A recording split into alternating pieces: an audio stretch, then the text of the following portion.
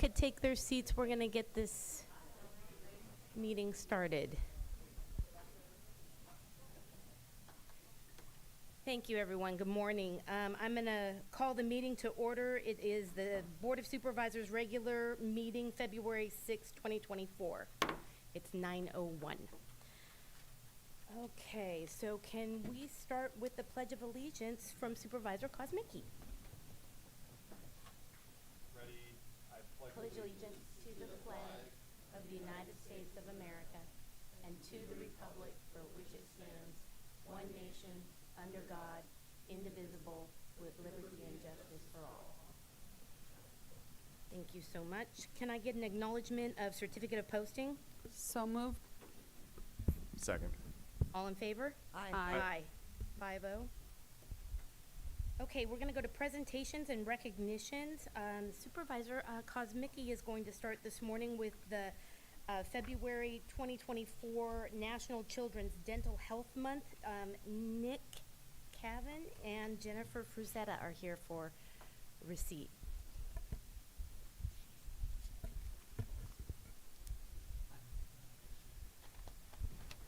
Good morning. It's good to see you both here this morning, and I'll try to keep my part of this brief, and if you want to say a few words. But it's just this proclamation is to proclaim National Children's Dental Health Month here in San Benito County, and just briefly, it's one of those areas of health that I think is certainly not talked about really as much as others, but children's dental health, we got to get our kids off on the right foot with dental issues early on in life, so they have those habits going forward. And in this community in particular, I know we have a lot of kids in poverty, and so anything we can do to certainly spread the word, I'm all for it. So this proclamation is whereas the American Dental Association has made February National Children's Dental Health Month, whereas tooth decay is the #1 chronic infectious disease affecting children in the U.S., and it's on the rise. And whereas brought to the public by the American Dental Association, National Children's Dental Health Month is held every February as a month-long observance that brings together thousands of dedicated professionals, health professionals, and educators to promote good oral health to children.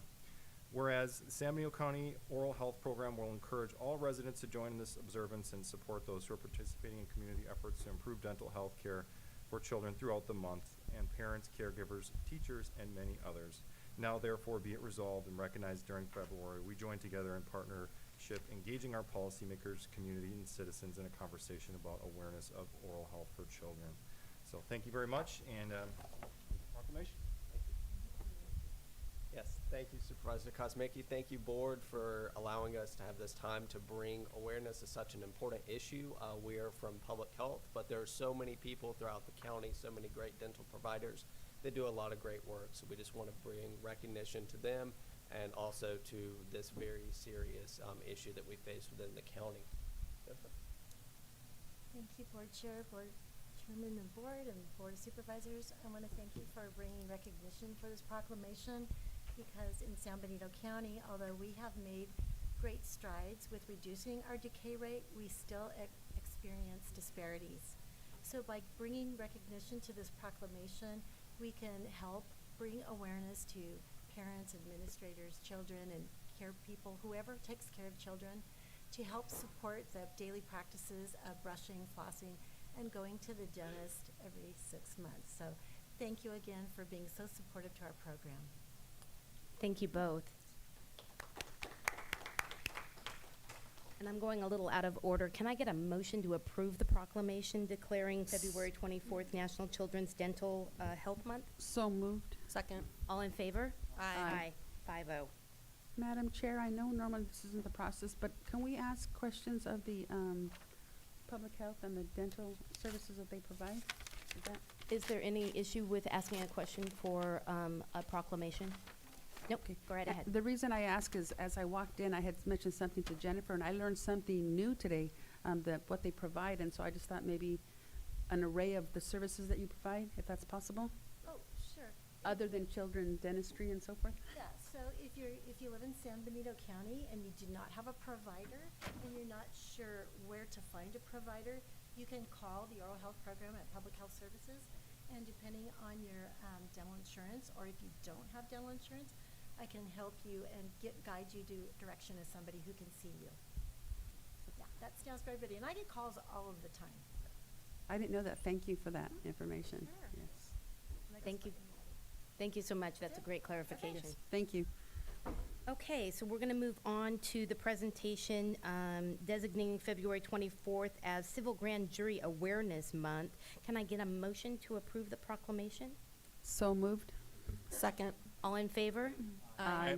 That's a 5-0. And Supervisor Sotelo is going to present this to Tim Newman. Is Tim in? There we go.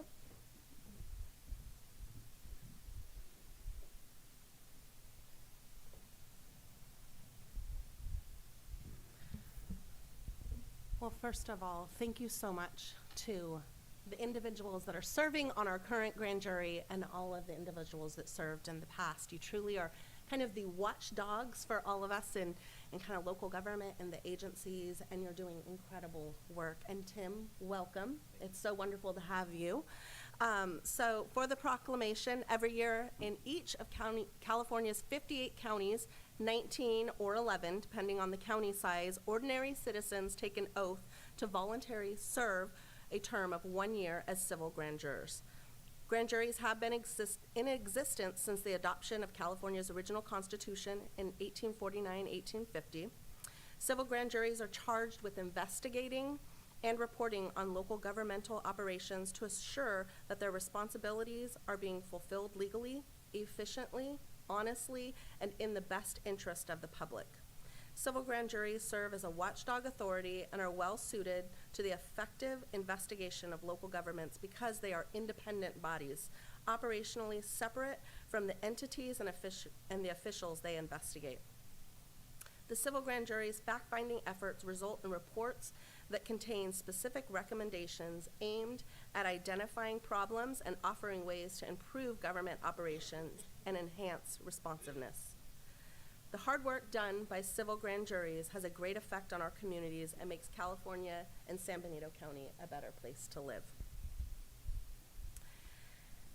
Therefore, be it proclaimed that the above proclamation was duly passed by the Board of Supervisors of the County of San Benito on February 6, proclaiming the month of February 2024 as Grand Jury Awareness Month.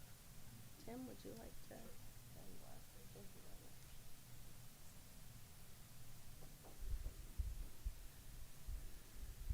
So hello, my name is Tim Newman. I'm the Court Executive Officer for the Superior Court of San Benito County. Thank you very much. We appreciate you having us this morning and taking the opportunity to just recognize civil grand jury as a vital part of any community. It relies really on people to volunteer their time. It is a big effort and a heavy lift for people, but my experience, and I've worked with civil grand jury in Santa Cruz County for many years, is the people who give their time and choose to participate really do enjoy it and often come back for a term or two as they might be able to. So as we're starting to kick off our recruitment for this year, I want to encourage people who are interested to go to the court's website and fill out an application and see about civil grand jury and all it has to offer. And I just wanted to allow Roxy Montana a couple of minutes just to say a few things about the civil grand jury and all the work that she's done in that regard. So thank you. Good morning, supervisors. I know you're all aware of what the civil grand jury does, but the public does not. And so we are providing an opportunity to invite the public and any former grand juror to come and visit with us on Saturday morning. It would be February 24th at 9 o'clock. And that would be above the Sheriff's Department on the second floor conference room. Come see where we meet, come see where we work, and learn about what we do. And the upcoming term begins on July 1st, so we're working on finishing up our body of work. And I'd like to say that Stacy McGrady is with me, and Stacy worked with me on the 21-22 civil grand jury. I've been on since 2001. This is my 7th term. Come and see why I keep coming back. It gets more and more interesting what's going on. And Stacy has learned so much as foreman as well last year that she is then moving forward with her participation in local government running for supervisor. So thank you very much. Hope to see you there. Thank you so much. Okay, CAO Espinoza, department head announcements. Thank you, Madam Chair. I'd like to invite up Nick Kelvin. He's the Deputy Director at Health and Human Services. Perfect. Yes. Good to see you guys again. I'll keep this very brief. Just wanted to let the board as well as the public know that the Environmental Health Department is now going to be taking credit cards, something that we haven't been able to do, and we were just taking cash and check, but now we have a credit card machine that the public can use in order to pay any of their permits. So if you have any questions, feel free to give us a call. It does have a 2.25% fee, something we couldn't really get around, but it so far is being utilized. We had about 15 transactions during the month of January, and so we're excited to have that as an additional option for the public at Environmental Health. So thank you. Thank you. We'd also like to invite up Integrated Waste, Selena Stover.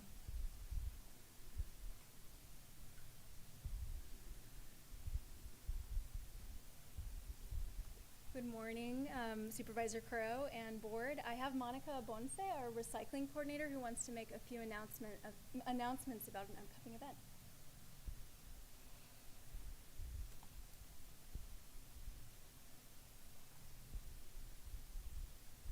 Good morning, Board of Supervisors. Like Selena said, my name is Monica Bonce. I'm the recycling coordinator with Integrated Waste Management.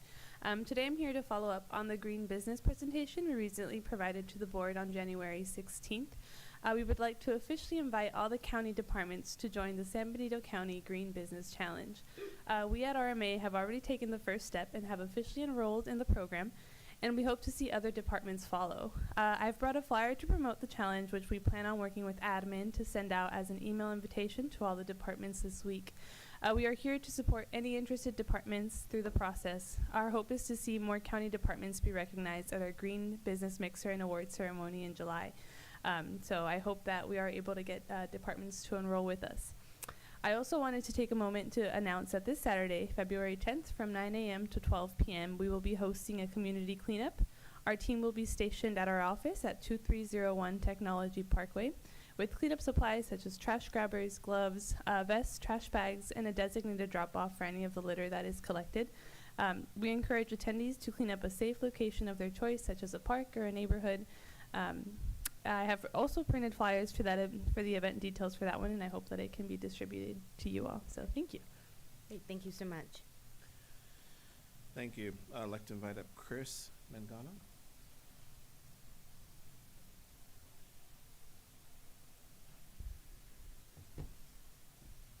Good morning. Just wanted to give a brief update about the storms we just are wrapping up. We have clear skies today, and we are expecting some showers today and tomorrow, and then clear into the weekend. Thanks in part to Steve Loop's great work. We have had the rivers and waterways clean to the best of our abilities at this point, and we've had no issues, knock on wood. The Pacheco Reservoir is spilling over as it is supposed to, and that will be the effects that we are watching with our water levels for any flooding. Roads are clear and open. We did have some signage on Lover's Lane for pulling water or ponding water, but other than that, and a couple incidents in South County, roads have been open. If there's any questions I can answer, I'm happy to. Any questions? Okay. Thank you, Chris. Thank you. Thank you, Chris. Appreciate it. Thanks Thank you. very much. We have an announcement out of administration. I'd like to invite up Rosemary Deer. She's our new PIO. We just wanted to have her say a few words and introduce her to the board as well as the public. Thank you, County Administrator Espinosa, Madam Chair, Vice Chair, members of the board, and members of the community. I come to you with 17 years of experience as a dedicated public servant, and I'm incredibly excited to integrate here and work for the County of San Benito. Over the past week, I've been very busy with getting a lot of information out in regards to the storm, and I know that that proactive approach is really important, not only to County Administrator Espinosa, but also the board as a whole. So moving forward, we're going to be really prioritizing information sharing, and you can find a lot of that information on our social media platforms. We highly encourage you to go and check them out if you haven't already. This past week, we had over 15,000 engagements across all platforms, and about 50% of those were non-followers. So if you want to see more information like that and be updated on San Benito County information, especially as it comes to our emergencies, we really want to reach out to OES and say thank you for helping us provide and collaborate on that messaging.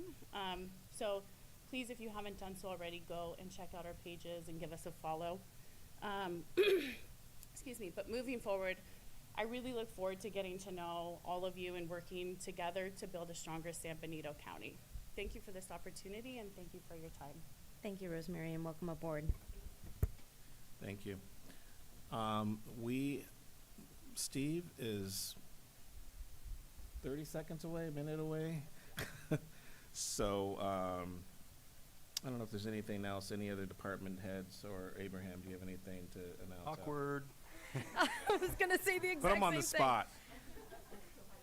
That'd be great. Oh, that'd Fill be great. in the I'd gap. love more about the storm. Part two, we also have the California Conservation Corp out on Lovers Lane, well, between San Felipe and Lovers Lane. Over the weekend, they were building sandbags to reinforce part of the levee that has not been repaired. It went very well. They provided a crew of 11, and they worked in the pouring rain and wind nonstop building. So it's pretty impressive. It's also pretty muddy out there, Yes. but they were here and available to us. That's all I Can I can ask- sing. Yeah. Perfect. It's all right. perfect. Can I ask a question, Chris? Absolutely. Going back to the Lovers Lane and the progress that's happening there, is there any way we can get that information to the residents? I know they see the county trucks going by, but I'm just receiving phone calls like crazy, the concerns about what's going on and what we're doing. So is there any way we can release that publicly on Facebook, Yes. YouTube, something? just to Absolutely. kinda We show? have been.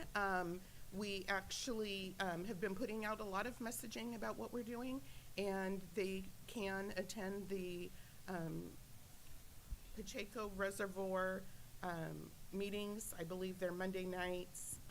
Steve can elaborate. Sorry, welcome. Oh, the Hello. Pacheco Creek Storm District. Storm District, Yes. yes. So they can attend that for the most up-to-date information on what's happening and how they're working on that.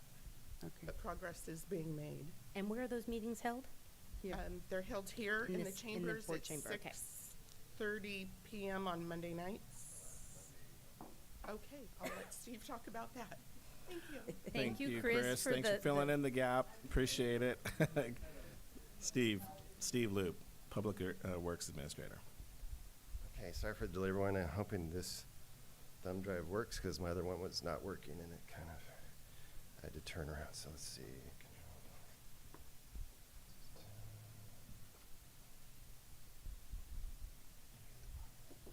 Your magic thing.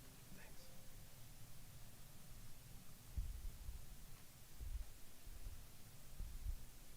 Thank you.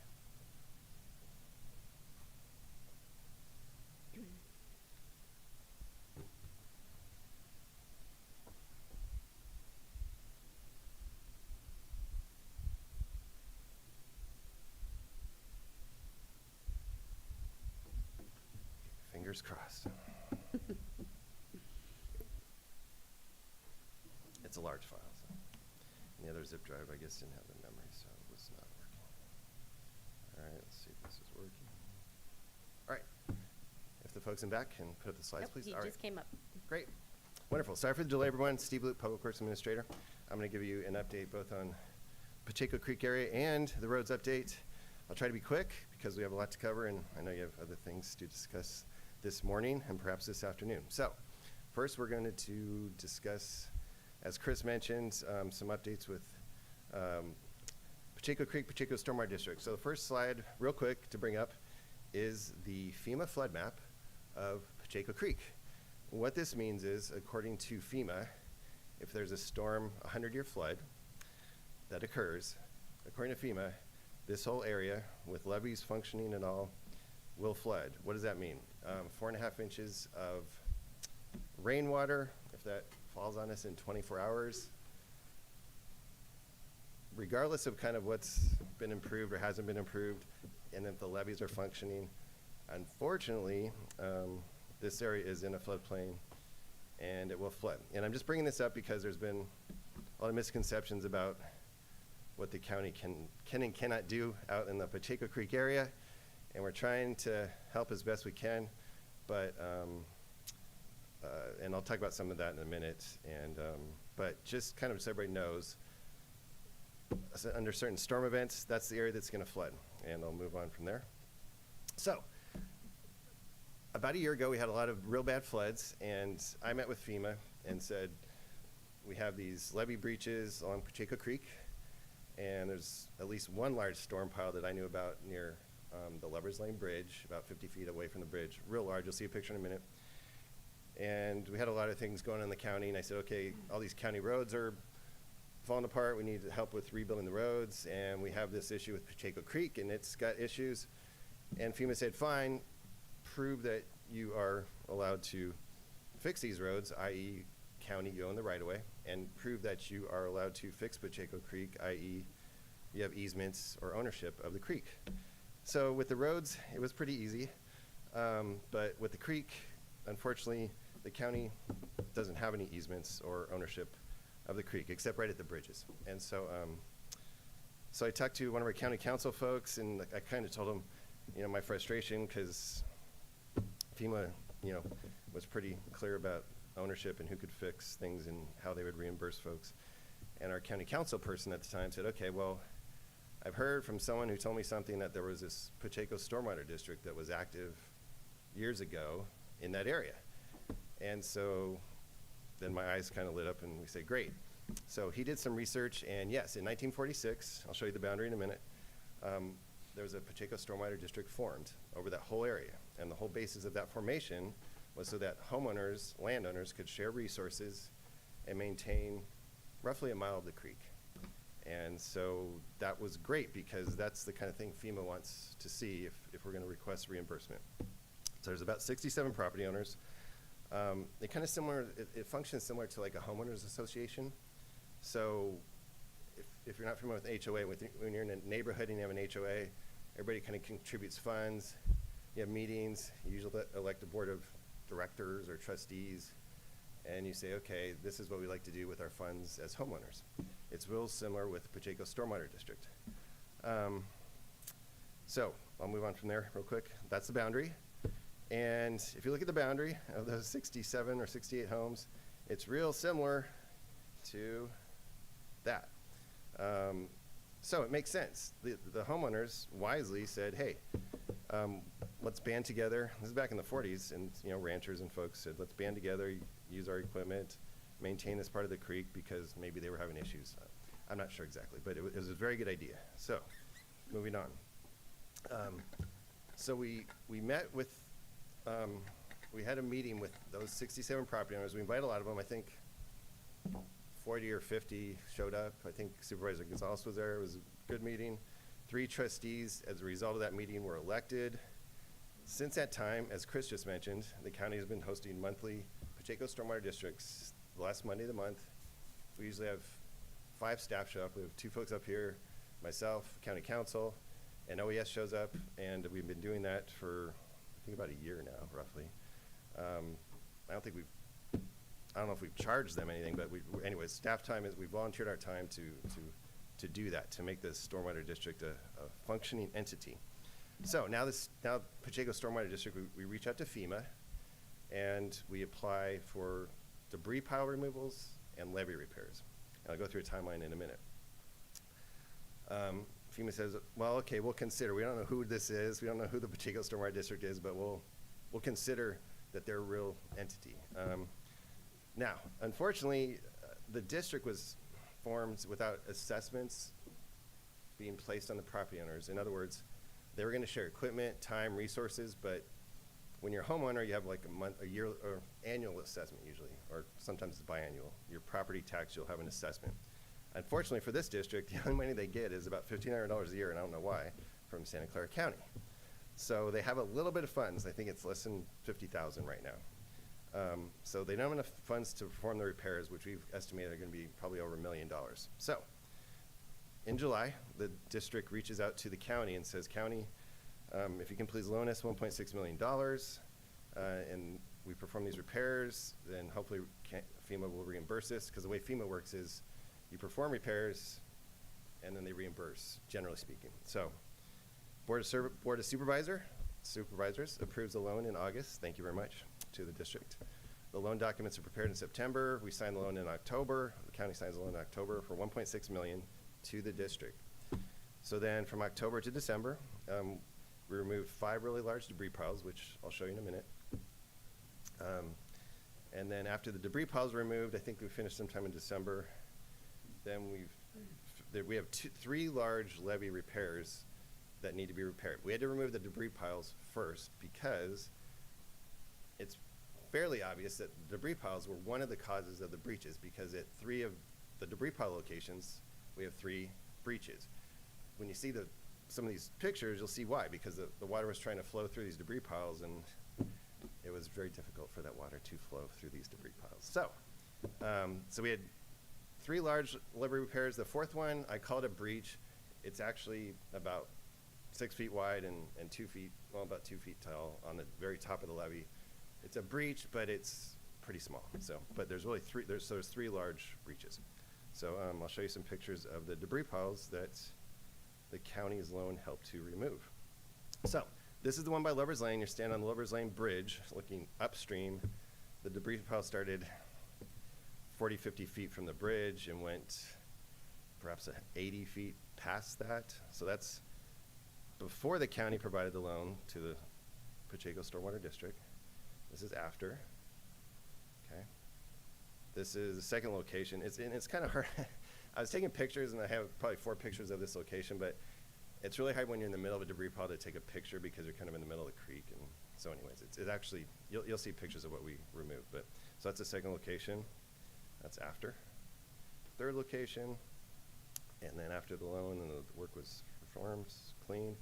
And what we did, we tried to, leave the live vegetation and just clean out the debris, the dead debris and things, because that was the way the permit worked. So, just locations 2 and 3. There's our little county truck. There's the debris piles. Pretty large. Okay, location 4. This is the one that really stressed me out. In the middle of that little blue dot is a 55-gallon drum.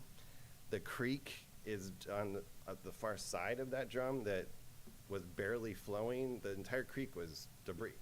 And so I can see why there was some issues there, obviously. So there's the cleanup afterwards. Boom.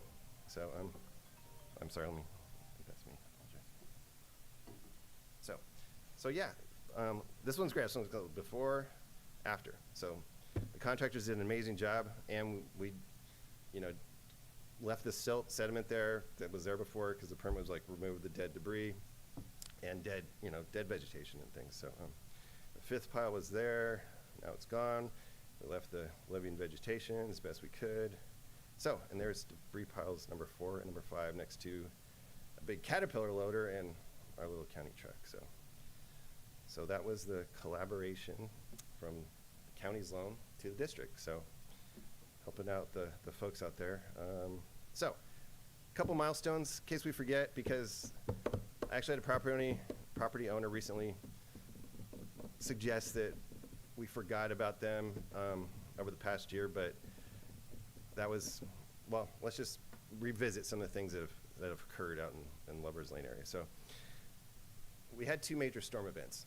After the first storm event, we, the county, said, hey, the folks out in Lovers Lane, San Felipe, and other parts of the county, San Juan Bautista, a lot of places in the county have been flooded. There's been property damage, and we want to have FEMA come out in the state and assess whether those private property owners can get what they call individual assistance.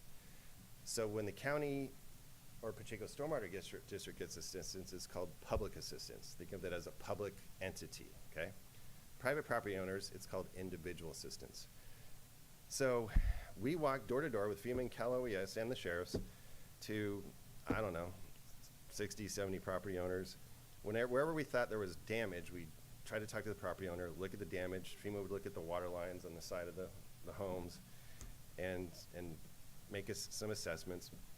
Well, after the first set of storms, per FEMA's criteria in their black box, we did not qualify, the homeowners did not qualify for individual assistance. Then we had a second set of storms and more damage. The county walked pretty much the same homes, and some in San Juan Bautista and all around the county. And per the second set of storms and some help from the supervisors, item number 2, because the supervisors actually had to reach out to FEMA, I think the combination of those efforts, FEMA said, okay, private property owners now qualify for individual assistance. What that means is they qualify for loan programs and grants and some other things through FEMA. A lot of paperwork, a lot of headaches, but they qualified, which is a huge hurdle. So, you know, kudos to the supervisors and that effort. And so because of that effort, a minimum, this is a minimum number that we're privy to, because a lot of it's private loan application interaction. So we don't send like grants and a lot of information that's sort of between private property owners and FEMA generally. But they do have this general number they give us on just loans that are like kind of a public knowledge loan. They don't give names, they just give us the amount. And so at a minimum, because of those efforts, $670,000 were given to loans to the property owners that were affected by FEMA. I think they're low interest or zero interest loans. So that was a great thing. Second thing that I want folks to kind of recall is there was a lot of folks that were displaced, that were homeless during the storms, and they didn't have anywhere to go. And so the county actually spent, and these are rounded numbers, spent approximately $500,000 purchasing RVs that we put the migrant center to house the folks that didn't have homes. That took the efforts of the board of supervisors, admin, HHSA, a lot of folks, and RMA, and we kind of helped maintain all those RV villages for a period of time until those folks had a chance to relocate. In addition, I'll try to be quick because there's other things to cover, but in that time or the past year, we did hire a contractor. He spent, I can't remember the exact amount of money, but they spent about 3 weeks cleaning all the ditches in front of Lovers Lane, both sides of the bridge. They also put backings and rock and riprap because there were some washouts along San Felipe Road, which is it's a road parallel to Lovers Lane, and spent, I don't know, maybe half a week there doing that. So maybe 3 or 4 weeks total trying to clean ditches, there was a drop off on San Felipe Road of about 3 or 4 feet. And so we had to kind of repair that shoulder. And so we had to get a contractor involved to put some big shoulder back in there. I'll pause, I think that's the last slide, for questions before we go to the other road projects going on. But I just want to clarify some things because of some recent discussions, I'll say, of Lovers Lane. And I'll pause there for questions. And if there's no questions, we'll jump to the other road projects. Supervisor Gonzalez? I just want to say thank you for that in black and white, what the county has done, because the public out there doesn't know all the things that you've done, and that list is precious. So I was going to ask a favor, if you wouldn't mind sharing it with all the supervisors so we all have that information, because that's just fabulous. And we know that KSBW was out there because the homeowners were looking at it from a human perspective, from a human toll of what was happening, the emotional portion, and not knowing the full picture of what the county has done behind the scenes. So I thank you for supplying that information to us. But you're right. When you show the truck next to the debris pile, that gives us a good idea comparison. When I was out there this past week, I would equate the debris pile to the size of a barn. I mean, it is humongous. It's not just a pile. It is the size, the width, the length of a barn. Just think a typical old barn that you find, in the 50s, 40s, 50s, 60s, with stock to the rafters with hay. Well, that's the size of these big debris piles. So when you were saying debris piles last year, I'm thinking a debris pile maybe the size of that table, not the size of this room. And it was enormous. And so there wasn't enough respect given to the county staff and employees, the road crew, whoever went out there to clean it and minimize any future damage that could have happened to the homes. So you got to pat yourself on the back, Steve. And if I haven't, let me pat you on the back, okay? Because thank you. And the board and our crews and a lot of staff and, yeah, a lot of folks, but yeah, Yeah. thanks. But when we hear words, we can't comprehend the work by showing those visual pictures, the visual aids. It's phenomenal. So thank you. Seriously, thank you. I appreciate that. Any additional questions or comments? Go ahead, Supervisor Zanger. Thank you. Thank you, Steve, for the rundown on everything. Couple things. I also want to point out something, just I know that was floating around with residents in KSPW, is that the sheriff's office did go door to door and suggest that the residents evacuate due to the floods and the coming water. And there's also a spot for animals. We provided area for animals to be provided. And I just want to make sure that's clear too, because I know that was a point of confusion that no one was warned. And I just want to say that they did go door to door and warn everyone. Now the part that you touched on first, that this area will flood if it gets a certain amount of water, I think that's actually the most important piece here. Because we don't want that needs to be said. We don't want to give false hope. That's not going to help anyone. I think what's better is being real and honest so that people can actually prepare accordingly. And so in this area, from everyone I've talked to that's been in this county for, forever, that this is what happens here. This is accurate. It will flood again. And like you said, if everything is up to speed and the levees are great, it will flood again eventually with enough water. And so I just think that's really important to note, just for everyone.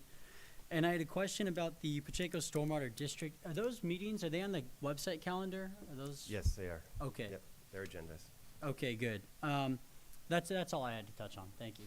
Yeah, it's a great point. The sheriffs went out multiple times, and yeah, the county fairgrounds opened up all their stalls to livestock, and some folks took advantage of that, fortunately, and that's a great point, so thanks for that reminder.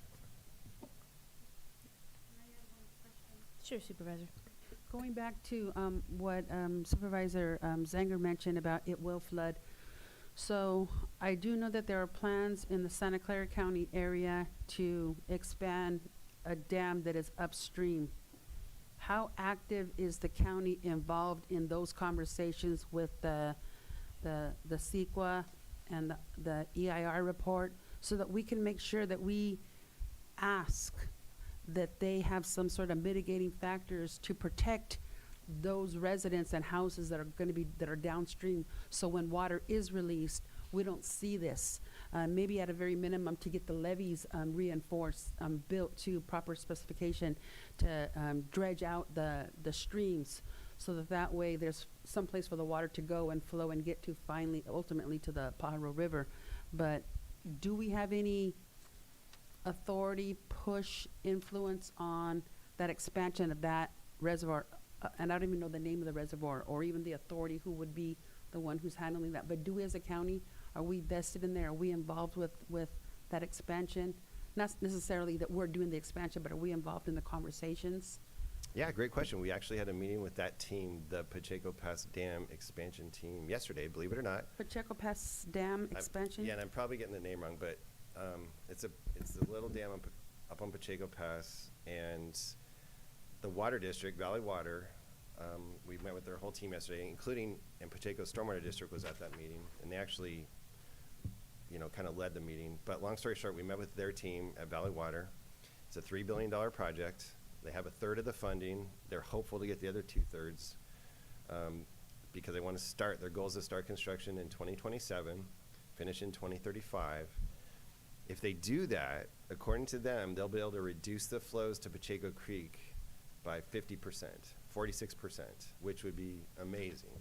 So the Pacheco Stormwater District folks were obviously extremely excited about that. There are, I think, either one or two lawsuits, one from an environmental, there's at least one lawsuit, and I won't get into the details, but there's some environmental challenges right now going on. So yeah, if any folks are listening and they can support, I know the Water District's gonna, send a letter of support, I'm sure, to help that happen, but that would dramatically improve conditions downstream. The project itself it's a groundwater supply and recharge, but because the dam is actually 25 times larger than the existing dam that spilled just yesterday, it has just purely by size, it has like I said, it's going to reduce the flows by about 46% to this area, so which would be an excellent occurrence. So yes, so we had that meeting yesterday, and the Valley Water wants that project to move forward. It's a big project, obviously. So. And I believe San Benito County Water District is also working. They are also a and partner. involved in They that are. and partner in That's that. correct. So if That's you correct. want more information, I would reach out to the San Benito Water District. That's correct. Supervisor Kosmicki, did you have some Yes, comments? Madam Chair.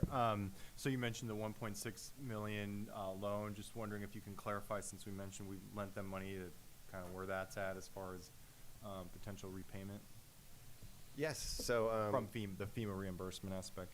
yeah. So one encouraging sign, our FEMA representative, her name is Gay. She actually requested the invoices of the debris removals that we were just sent recently by the contractor. We just got the invoices a little while ago from the contractors that performed the debris removal.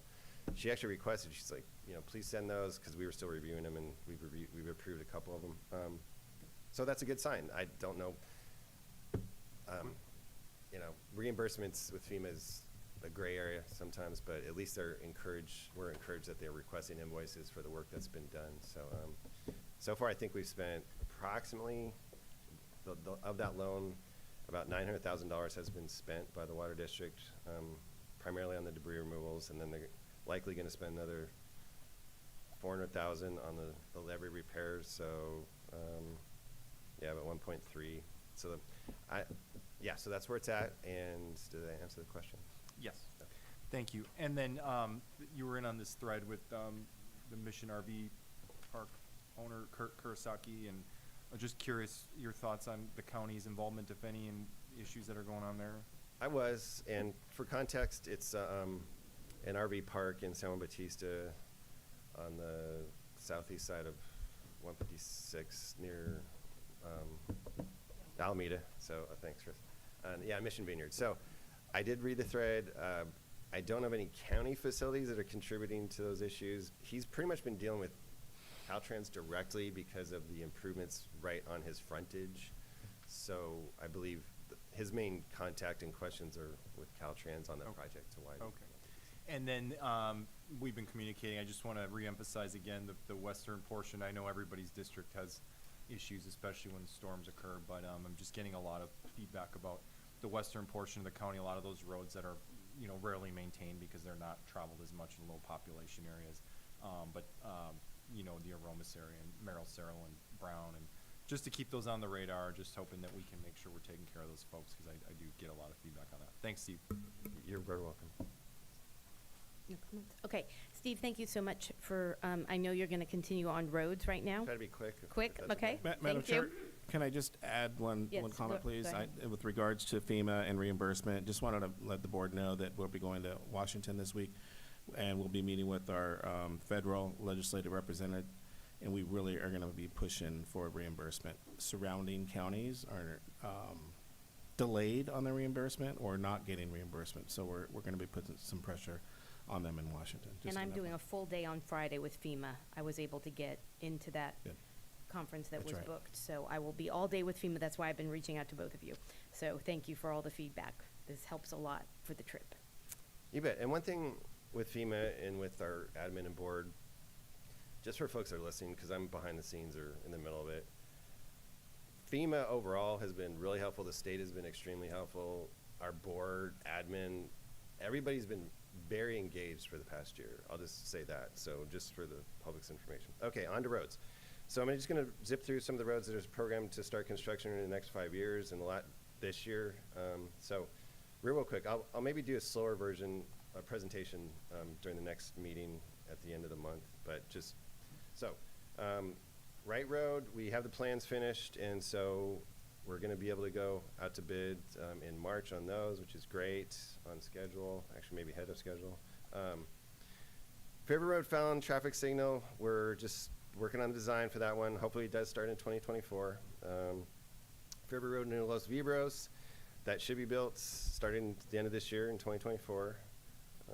Cole Road, I'm anxiously waiting for the plans to be finished on Cole Road, as is one of the supervisors here. So yes, we hope to build that ASAP because it needs to be built ASAP, like a lot of our roads. Salinas Road, there's just a small stretch near Mission Vineyard. I think we have about $500,000 to improve that area. So that'll be going on later in the year. Short Road, we have the plans finished also. As soon as we get some sunshine in spring, we'll be able to, it's gonna be done in 2 segments, just so everybody knows. We're gonna start at Fraser Lake, go to San Felipe, go to Perry Court, which is about half the distance, and then the second phase is gonna be from Perry Court to San Felipe. And both those segments will also start this year. Wright Road, McCloskey, that's more 25, 26 for those. And by the way, just so everybody knows, the board actually allocated a lot of money that's going to help us out. We have some Measure G money. We get about $4.5 million a year for Measure G. So thank you, voters and sales tax folks that are spending money in our county. And then we get about $2.5 million from SB1. So the board, I think, totally gave us in total is about $24 million, which is amazing. And then we have the SB1 that's $2.5 million a year, which we can get about 3 miles out of that. And the Measure G, it's just a, $4 million. It's sprinkled throughout this, so I'll just leave it at that. But those are the funding sources. But we can't just build everything at once because we don't have the money all at once. So just FYI. All right. Fairview Road south of Santa Ana Creek. We're going to start that as well as the part north of Santa Ana Creek. We'll actually start the part. Well, both of those are going to be working on this summer. So I might have got the north of Santa Ana Creek. So I might have flipped those because we're going to work on north of Santa Ana Creek to McCloskey first. We're going to repave that. Then right after that, we're going to go south of Santa Ana Creek and repave that. So it'll all happen in 2024. So that'll be great because there's some big puddles out there that our crews are out there right now attending to. So, all right, Union Road. Well, this little piece is just near the bridge project. The bridge project is on track to be finished within a year, on track, on budget so far, which is great. And then there's a little piece of Union that we're going to be building because Caltrans will only go so far from a bridge. They won't let you build miles of road just because you're building the bridge. So we have this little piece that we have budgeted that we're going to build while the bridge project's finishing up. So the traffic signal at Fairview, Quista Pace, design phase, Fairview Road culverts, we just finished those, putting culverts and ditches along Mansfield. That's actually helping quite a bit during the recent storms. It hasn't been flooding like it has in the past. San Juan Canyon, just got the proposal to do the final design for that, so we do hope to begin that this year as well. Sealy Ave, those plans are almost finished also, the design. San Juan Highway, we're going to work on the portion rebuilding pavement around the high school, do some new striping as we go further down and just see how far we can stretch the dollar around the Anzar High School over there. Union Road won't start till probably next year, realistically. It's a big project, and yeah, so 2025 is probably more realistic for Union. The wineries, we have a little stretch near the wineries that we have about $600,000 to resurface those roads, repave them. Out in Tres Pinos, we have 3 roads, I believe, that we're going to be able to work on over the next year and a half. Salinas Road, we'll get to that in 2026. That's the one that goes over the hill towards Monterey. Fraser Lake Road will be in 2025 with the funding that we have available. A couple of South County jobs. We finished 1 of 2 road pipe repair locations. The other one we're working on with AT&T, who we're just coordinating with some utilities that are there with AT&T on the second Pinoch Road location. And then New Idri Road, we finished a third of it, I'll say. A third of the project was to grind and replace 8 miles of road, 10 miles of road. That's done. The second portion, which is a reconstruction and a chip seal, we're going to start as soon as the springtime. Flowers start popping up and birds start singing and all that good stuff. So I'll stop there for questions. Questions? Supervisor Kosmicki. Yes, Madam Chair. First of all, thanks, Steve. It's always encouraging to see all the road work we're going to be doing, and I know you got a lot on your plate. And this is really truly monumental stuff. I've been in this community like many others here for a long time, and I don't ever recall the county undertaking this level of road repairs. It's a big deal. I just want to clarify, there had been suggestions that this was approved many years ago, but can you just clarify for the record, in 2022, I believe the board approved? Some of those have been, so, The $28 million allocation that, from the general fund? was that 2020? It might have been for the 2022-23 years. So then we started the design, and some of those, I'll let you tell me. Yeah, no, I mean, I just want to clarify for the record that this was approved in the last 2 years. Oh, It's not yeah, something so it was from- approved by the previous board, that's correct, and so, yes. And then, we had talked about 28 million. I know there's a lot of different dollars being thrown around. Was that not including the 4 million for the back roads between San Juan and Hollister? And I know that wasn't included in the presentation, but that we're gonna be repaving many of the back roads when San Juan goes through the sewer pipeline project. No, that's a great point. Actually, I had a few more slides, but I tried to truncate it, so I'll remember to add that. But yes, great point. So right now, for folks that aren't aware, San Juan Bautista is building a force main all the way from the city of San Juan, up San Juan Highway, over to Prescott, down San Justo, I think over Mitchell, and to the treatment plants in Hollister. And so because they're going to be impacting one side of the road and repaving it, 4 million of that 28 million, that's correct, is going to be used to resurface the other side of the road. And there are segments that are actually in good shape that we won't have to resurface, but a good significant portion. So we're going to spend $4 million, the county is, with that 28 million to repave those roads as they go along. So that'll be real helpful for some of the folks around that area. So, yeah. Great. And then how was the maybe this is more of a cog sort of thing. I always ask this every meeting now, but how's the no left turns? I've seen the signs on those three sections at 156. How's that working out? Because I don't go toward Hollister. I try not to after 3 o'clock myself. So. Ditto. So operationally, I'm honestly not sure about that. I know, yeah, was told the signs were installed, which is great.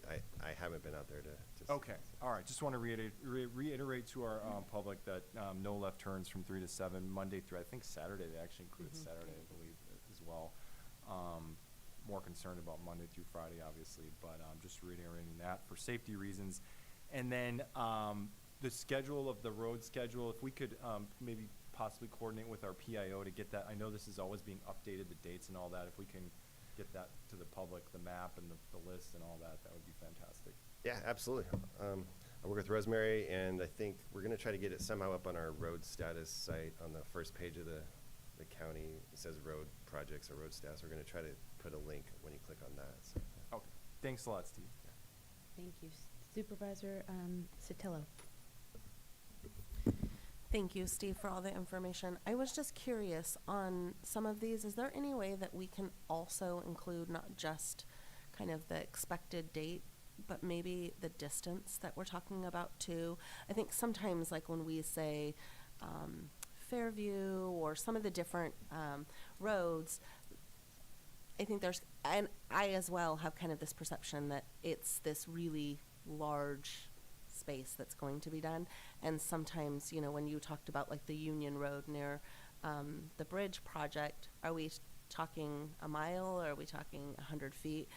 It gives us a little bit of context because I think sometimes people think, oh, well, all of Union's getting done. So that would just be helpful if we're talking 1 mile, 10 miles. What are we talking about when we're talking about some of these improvements? So great idea. That's it. Absolutely. Thank you. Supervisor Zanger? Yeah, thank you. Thanks, Steve. Couple questions. Is there any update you can give on the bridge situation on Fairview near Los Vibros? I know the guardrail's been blown out for a while. Yeah, so what we've decided to do is it's kind of a narrow situation. So that part of the road, I forgot if it's 24 or 25, is going to be reconstructed, and that's the time to do the permanent replacement. So what we're going to do, and as well as we're going to do this same installation for a resident that's on Buena Vista Road as you drive out of town, but essentially we're going to put K-rails with end treatment safety protectors, or the big heavy yellow cushions they call them. So we're going to put those on both sides of Los Vibros, and then we're also going to do a similar treatment with a resident that's having some issues on Buena Vista for folks that are having some accidents in front of his house. So to answer your question, I'm going to use the JOC contract to order those and Don Chapin, and just verbally They think they can get them out there in a few weeks, but don't quote me on that, but so we just had discussion. But they're what you see on the roads. If you're on San Felipe and you're heading out of town past the airport, it's that similar treatment right there, which is concrete rail with the yellow end treatment. So we're gonna put those on both sides of at least Los Fibres. Awesome, thank you. Okay. And then the other thing was about, you mentioned that there's crews out there on Fairview area dealing with some potholes, just because I got a couple calls yesterday about this very large hazardous pothole on Santa Ana and Fairview at the intersection there. I just didn't know if that was the area they're in, or... Yeah, and they're gonna be there. They're clearing some roads for trees that went down and blocked roads, but they should be there by 11. They're gonna start in that area. I know right at the low spot, there's a large pothole. Yeah, and just in addition to that, I've been waiting for a couple weeks for a contractor to begin doing Fairview and doing Shore. Contractors are really stretched thin. There's a lot of issues in Monterey, Santa Cruz, it doesn't matter, but they're stretched thin. So they told me the contractor will be out there next week for that stretch. We actually do have a contractor working on some of the South County roads, and they've made a lot of progress over the last week, and it's been great. So we'll actually, it's nice to have a contractor with traffic control, and they have more material and equipment and things. They can go a little faster than we can. But Right. But our crews will be out there today and maybe tomorrow if we have to. So. Great, appreciate it, thank you. Supervisor Gonzalez, are you good? Okay, Steve, thank you so much for the roads update. I bug you enough about roads, but I do want to highlight a couple of things. New Idria, the washout. Can you comment on where are we on the washout? Yeah, we've signed the contracts. We're just waiting for the contractor to get out there. He went out there, believe it or not, last week, and he was hopeful to start this week. I don't know what this storms in the creek, because what he has to do, he has to create a low water crossing graded out. So for folks that don't know, there's a big washout down in South County on New Idria. It'll eat your car. It will. Or truck. All the above. So he has to create sort of a more gradual route on private property around the work area so that some folks can get there. Right now, you can access with a good four-wheel drive into the creek and back up this bank. So he's going to grade that, assuming there's not a lot of storm flows in the creek. After that, he has the pipes, he has the material. So it's just a matter of getting out there when it's dry enough. But everything's in place to start, I'll say that. So. Okay, and because there's so much activity going on, I really want to promote the update of GIS with the actual locations of the projects with the time frame. I know that's a kind of a big ask, but it's there and it's accessible for the public to see it. It'll tie in with Supervisor Sotelo request for identifying the locations, but also with Supervisor Kosmicki's request of kind of the schedule, is making sure that we are kind of explaining to people we are working on these things. We can't do them all at once. The other thing is Santa Ana Creek Bridge. You talked about paving. It's not my district, but I get calls on it. Paving above it, north and south. What about the actual bridge itself? So, if I wasn't clear, we're going to start at McCloskey.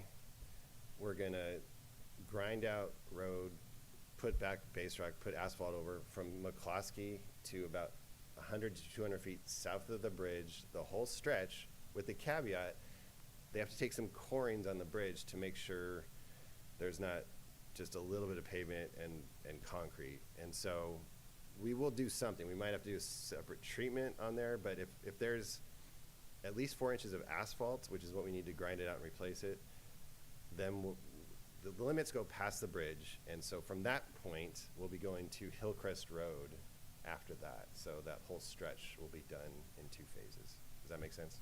It'll include the bridge. It will. Great, So, because yes. that's where the calls, I just know And that's that where very big potholes. it gets That's correct. very big potholes and it gets very scary.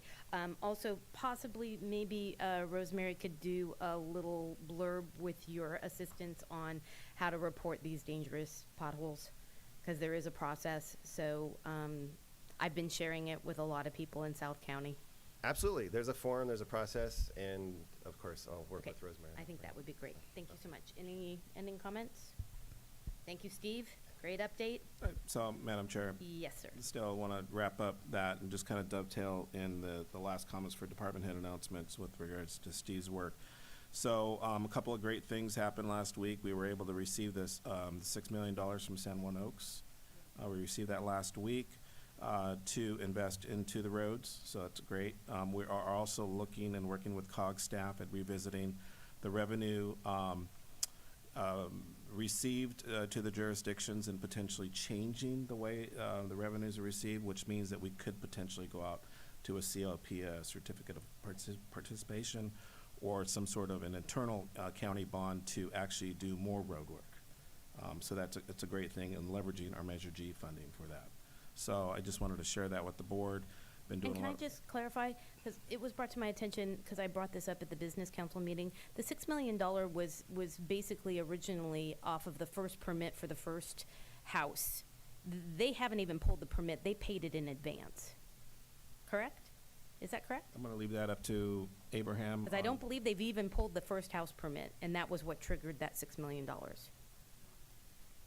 Thank you, Madam Chair. Thank you for I the just question, want Madam Chair. to make a point that Yeah. they gave us $6 million ahead of time. Yeah, they're out there, they're doing all the infrastructure improvements, and right now they're working with planning and building to do the first phase of the vertical. So we're working on that. We want to make sure, though, they submitted a master plan, and we want to make sure that it meets zoning code regulations, that not the first unit is not going to be the same as until like the 5th unit. We don't, to make sure that there's a variety. So we're looking at all that, and we're working on issuing that first permit. Once they start going vertical, it's going to go part of But the that was what So- the $6 million was triggered on. Yeah. That is correct. Okay, just wanted to make that point. And they've been going over and above. Yep. At that site. It's going to be a Okay. great site for the public and You're welcome. for the community. I wanted to add, I think one other item that I think is just amazing for our community, that probably most of us have already heard, is Bob Tiffany was appointed to the California Transportation Commissioner. So that's a big deal for our community and for Highway 25. So I just wanted to share that we've already been, I've already have involved him with some meetings with the state and with COG, and we had a great meeting last week with San Bernardino County, and Bob happened to join us, and it was a good meeting to try to address 25. So just wanted to let the board know that. Great. Do we have any other department head That's it. announcements? That's Okay, it. great. Okay, so we're going to move on to board announcement and committee updates. I just want to remind the public, last meeting, the Board of Supervisors is starting a new future agenda item process, which will be at the end of this agenda. So I just wanted to make sure the public was aware of that, because we won't be discussing that at this point. Who would like to go for Supervisor Kazmicki? Yeah, sure. Yeah, just real brief. I was glad to attend the unveiling of the new mural at the San Juan Bautista Library. Very nice piece of artwork, and as I said at the event, San Juan is a arts-centric community, and hopefully with this, along with the mural under the highway underpass, there's more and more art in San Juan, and hoping that it becomes sort of like this walking sort of art museum of sorts with all the history and art and everything like that. It's just becoming a really fantastic place to take your kids and hopefully attract more tourists to that area. So a really great mural. Check it out, San Juan Library. And then attended this last Sunday the annual Proximity event, which is a celebration of Black culture, Black History Month. It was really nicely done. Congratulations to the organizers of that, particularly Janine Riddle and Pamela Brown did another great job on that. Lots of great entertainment and arts and things there, and just a lot of conversations about important topics like diversity and just a lot of great things. So, and then otherwise just had the opportunity to get before the Rotary Club of San Juan Bautista just to talk about issues, and always have a productive conversation when I go there. It's always very early at 7 in the morning, and it amazes me they get there every week, 7 in the morning, just do a great job. Thanks, bye. Supervisor Gonzalez. Yes, it's been a very busy couple of weeks. I attended the ad hoc with Chair Curro for the hospital regarding the county's letter of intent with regards to putting in some sort of offer to possibly do some sort of JPA, and that was pretty informative. I attended the Green Business Mixer at the elections office. I missed the grand opening, unfortunately, because I had another obligation the following day, but it was great to be there with the Chamber of Commerce and to to see the building and how it's utilized, and the security that they have implemented there at the elections office. I've attended various First Five meetings. There's a lot of good things happening. I'm a board member for the First Five of San Benito County, and I was named chair for their, it's called the collaboratory, and that's not a mispronunciation. It's going to be the entity that's going to be bringing a community center to our community, which is awesome. We have funding from Speaker Robert Rivas's office, a promise for funding, and so that'll be in the works in the next year. So there's a kickoff, a ribbon cutting, and a kickoff this month happening. I was invited to attend a Boy Scouts meeting, and I'm old school, so I was really surprised to see girls there. There were members of the Boy Scouts, and I was just amazed. I walked away from there. I had learned some information. My dad used to be a Cub Scout, Weeblo Scout, Boy Scout leader in the community for decades, and so a lot of the senior citizens now remember me as Little B. Gonzalez, who used to go to the meetings and hang out with her dad. But I was just amazed to see girls in the Boy Scouts uniform and having an equal, place at the table. So that was awesome. I attended yesterday we had a public defenders ad hoc meeting, and that was an eye-opening meeting. And so I'm just going to leave it at that because that'll be a future agenda item. But there's hope for those of you who think that the county is not doing enough in terms of the indigent defense. We're working on some phenomenal things, and so just have some patience with us. My heart is in it. I was born and raised in this community. As I said, I'll be 62 this year, and I have seen the way justice has been dealt in this community. You talk about disparate treatment. It's all over the place, but this board will be looking at options to rectify the wrongs of the past. And so I'm happy to say I'm on that ad hoc, and when we get the presentation later this month, I'm going to try to keep my mouth quiet and let the presentation go. And I'll be sitting here saying, see, I told you so. But anyways, this evening, it is for those of us on the board here that are running for re-election, it's forum season has begun. So we have the first one tonight at the Epicenter at 7 p.m. On Wednesday, I'll be attending a meeting, San Benito County Friends of the Library user group meeting. That was an interesting invitation that I received, but I'm looking forward to the update on the RFP for the library expansion. That too has been something has been in the works for years, and for those of you remember the move that the county tried to do and try to get it on the ballot to see if people would be willing to be taxed to expand the library and make it a bigger, better place. Well, without a tax, we are moving forward on it. And, through the gracious service of the former San Benito County librarian, Nora Conte, she was able to secure a $15 million grant where the county had to match $5 million of that $10 million. But the RFP is going forward, and I'm excited about that. So I'm looking forward to Wednesday's meeting. And then also, too, this Thursday, the retired persons of San Benito County. Madam Chair, point of order. We can't do election. These are events that are coming in the community, and I'm known for giving events in the community, so thank you for that. But there is the retired employees are holding a forum. I'm hoping that you'll be there, Supervisor Kosmicki. But anyways, they have the institutional knowledge of the community of the county, and I'm hoping that we have conversations with those individuals that can help us moving in a positive direction for San Benito County. And then on Friday in San Juan Bautista, the St. Francis Retreat is celebrating their 75th anniversary. And so I will be attending that. I'm hoping all of you will join. It's open to the public. You just have to RSVP. And on Saturday, there's a daycare provider summit. It's the 5th annual. It'll be held in Salinas. But I'm also on the Go Kids board, and we're looking to help the daycare providers become an entity in the community that's known and recognized, and to help those individuals that are providing services for families that need to work and provide the daycare child services. And I just want to say thank you, Steve, again for that presentation, and I'm looking forward to that drive, whatever you're going to provide the information, because there's details on that that I had questions for ages that I wanted. So thank you. Just thank you for that. Okay, that's it. Thank you. Supervisor Sotelo. Thank you.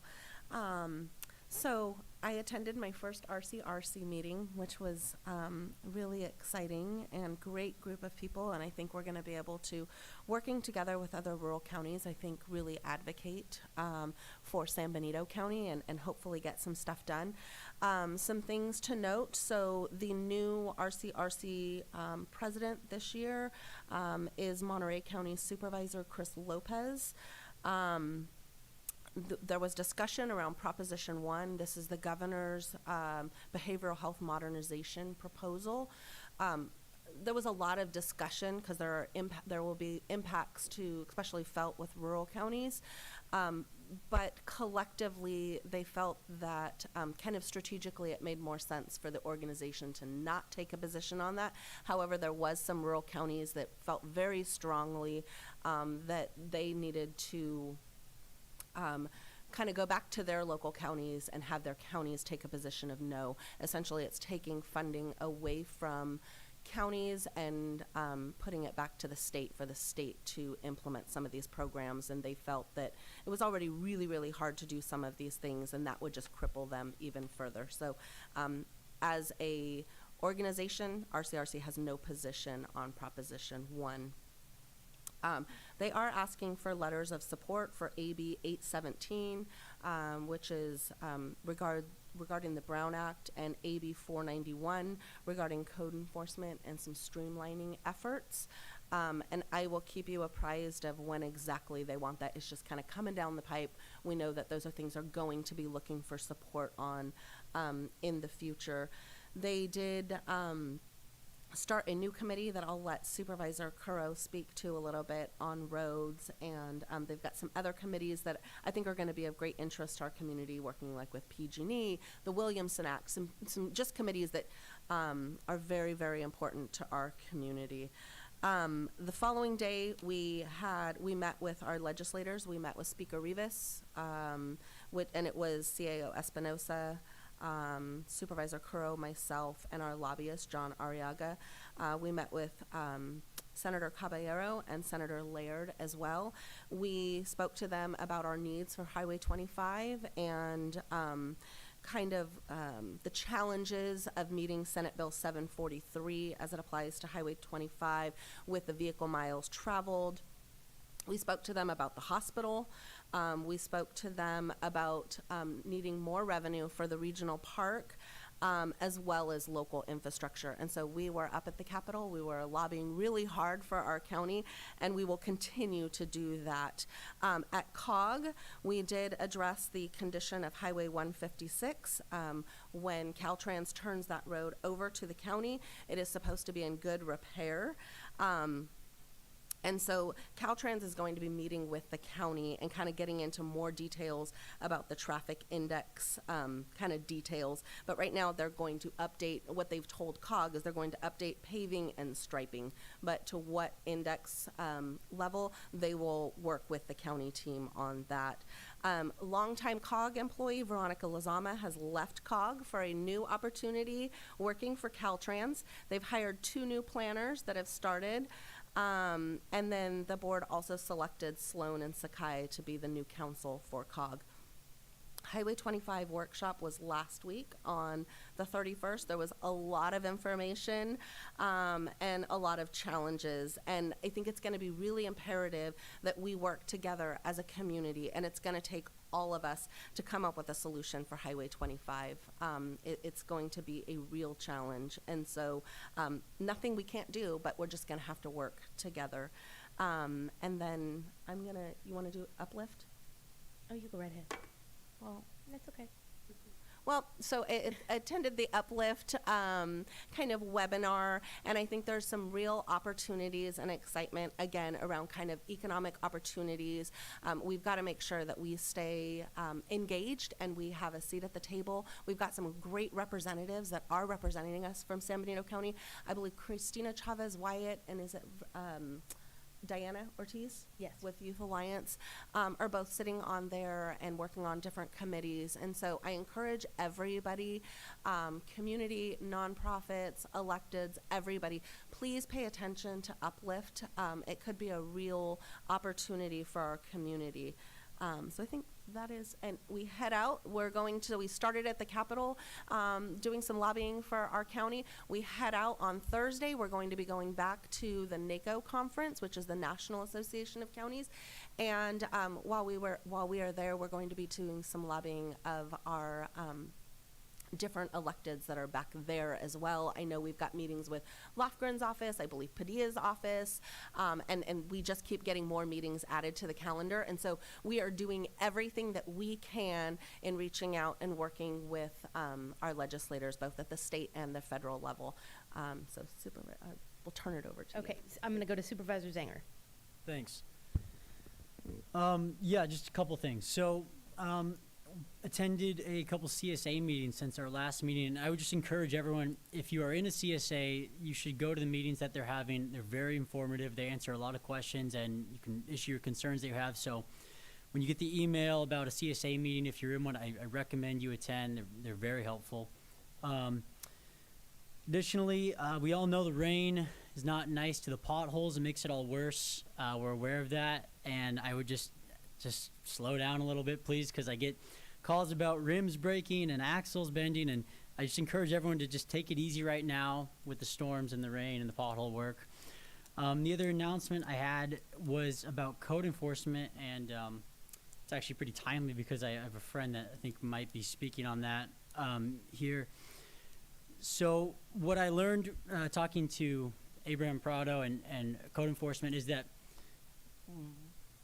code enforcement is not, they're not permitted to update those who issue complaints on the status of the case. They don't inform it. I don't know how the other supervisors, I get a lot of issues with code enforcement that I need to help deal with, and we in code enforcement is actually, they don't update who launches the complaint. They don't give them up to speed on whether or not the person was fined or what was found or what wasn't found. So that's confidential. And so that's something I learned recently, and it's just a little PSA for everyone, because I know that's sort of it's not exactly great. People don't like hearing that, I think, but that's just, I guess that's the rules. That's how it is. And so I guess if there is a complaint and it hasn't been addressed, I was told that the best thing to do is to launch another complaint, issue another complaint to code enforcement, explain what's going on. So I encourage everyone to just continue doing that, I guess, if it's not being addressed. And I believe that's all my announcements, so go ahead. Okay, great, thank you so much. I'm not going to rehash. Supervisor Sotelo did a great summary of a lot of the things I was going to hit key on. The one thing on RCRC, though, the ad hoc committee that was created is for roadways and infrastructure. This ad hoc is including the chair of the ad hoc is Miles from Mariposa County, and I'm working closely with him in order to have a little bit of a voice at that ad hoc. We're trying really hard to build the relationships with these other counties that are in such great leadership positions. So the NACO conference is also a big tool that we're using to connect with these supervisors, all from California. It's a really exciting time. I will say it is sometimes a bit overwhelming. But additionally, when it comes to the election, right now the grand opening happened of the relocation of the elections office. Ballots have started to drop. If you have questions, contact the elections office directly. The new location, and I'm sorry to put you on the spot, CAO Espinoza, I don't have it. It's Lana Way 1601. The Very good. 1601. I just want to make sure everyone understands the relocation of the elections office. They are open, they are operational, but also the vote centers information will be included in your voting kits. So we have, you already touched on that, so I'm not going to repeat.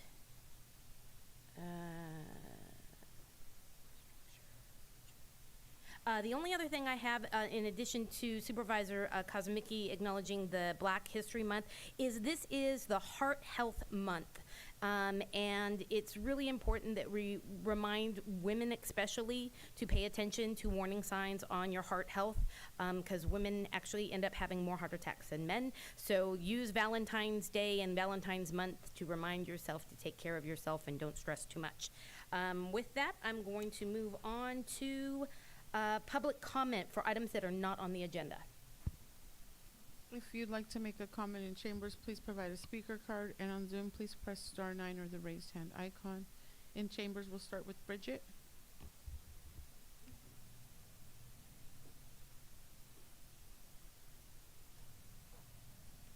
Hi, good morning. I'm Bridget Bowman-Thorpe. I live here in San Benito County. I appreciate your comment, Madam Curo, about heart health. It's very important, heart health, and it's also important clean air. And if you don't live very far from a landfill and you have to think about all the landfill emissions, that really makes you, even puts you more at risk of not only lung cancer, probably also affects your heart. So clean air affects, all of us need the clean air. So, and also I really like the announcement about the National Children's Dental Health Month. I would say we should also have a National Clean Air Month. And I wanted to point out,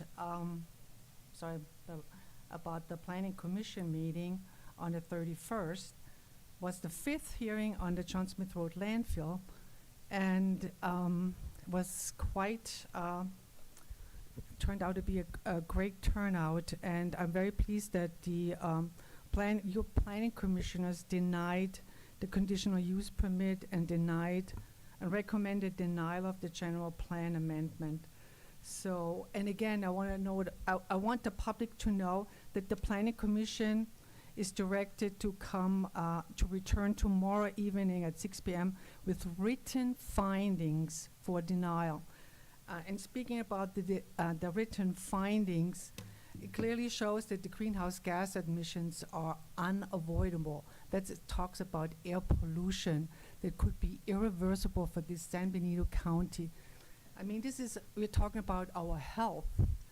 I would like to walk, and lots of other seniors and kids would like to walk and breathe in clean air, not polluted air from our trash truck haul routes and from our landfill gas emissions. So I request tomorrow in the findings that you present the current landfill gas emissions report with CO2 emissions in metric tons, also how much sulfur dioxide is being released, nitric oxide and other VOC. I feel that the public needs to know what's being emitted from this landfill gas and what the effect will be with the landfill gas, with a landfill expansion. It will be detrimental to San Benito County, and I hope, Chair Sotelo, that you mentioned that also to your Senator Blair, that we are fighting the biggest air pollutant right now with the landfill expansion. And it violates the Clean Air Act. And I also want the sorry, there's so much to say. Thank you for your comments. Next in chambers, Maureen Nelson.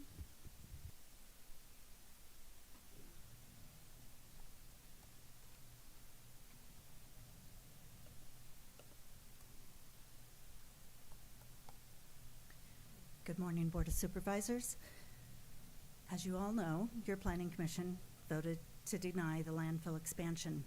I understand that this board in front of us, you, have decided to not take a vote on the landfill expansion until after the primary elections. This is a disservice to the county residents because there are 3 of you who are up for election. Your county residents want to know how you 3 will vote on this landfill expansion. By putting it after the primary, by putting it close to the primary if you choose to move it ahead, still sabotages the knowledge for your citizens. This is disrespectful. And what are we hiding? I would like to know what the supervisors are hiding behind that they will not let their voices be heard prior to their residents voting on their behalf. So I beg of you, please take the Board of Supervisors role and listen and vote on the landfill expansion before the primary election. Our ballots have already been received at our mailboxes. It's on now. This is your opportunity to shine and to be transparent to your voters. They deserve to know where you stand, because once you get elected back into service, you can hide behind that election for 4 years. You don't need to be responsible or receptive to your citizens' desires, requests, fears of this landfill expansion. Your planning commission did their job. Thank you. Thank you for that. Thank you for your time, too, in hearing this landfill expansion. Please, do your job. Do it before the vote. Let your representatives, your citizens, know your stand on this landfill. Don't hide behind the vote isn't now. We have to meet. We have to talk. There's many things that I need to read yet. We've been reading it for 3 years. I've been reading it for 3 years. I could almost recite it verbatim. It's that ingrained in my head. It should be ingrained in yours. I realize you have many, many things that are on your plate. I respect that.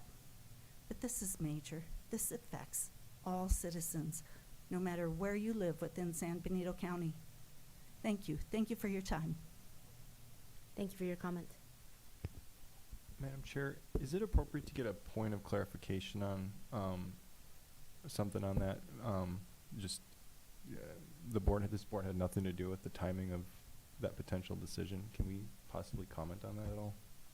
I don't think we can because it's not on agenda. No. I'm sorry.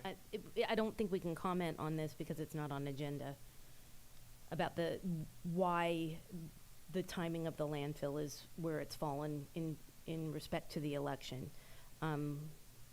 Maybe we can do something internal and have something sent out, but I don't think we can address that. But David, you're the attorney. Well, it's purely informational. You're not taking any action on anything.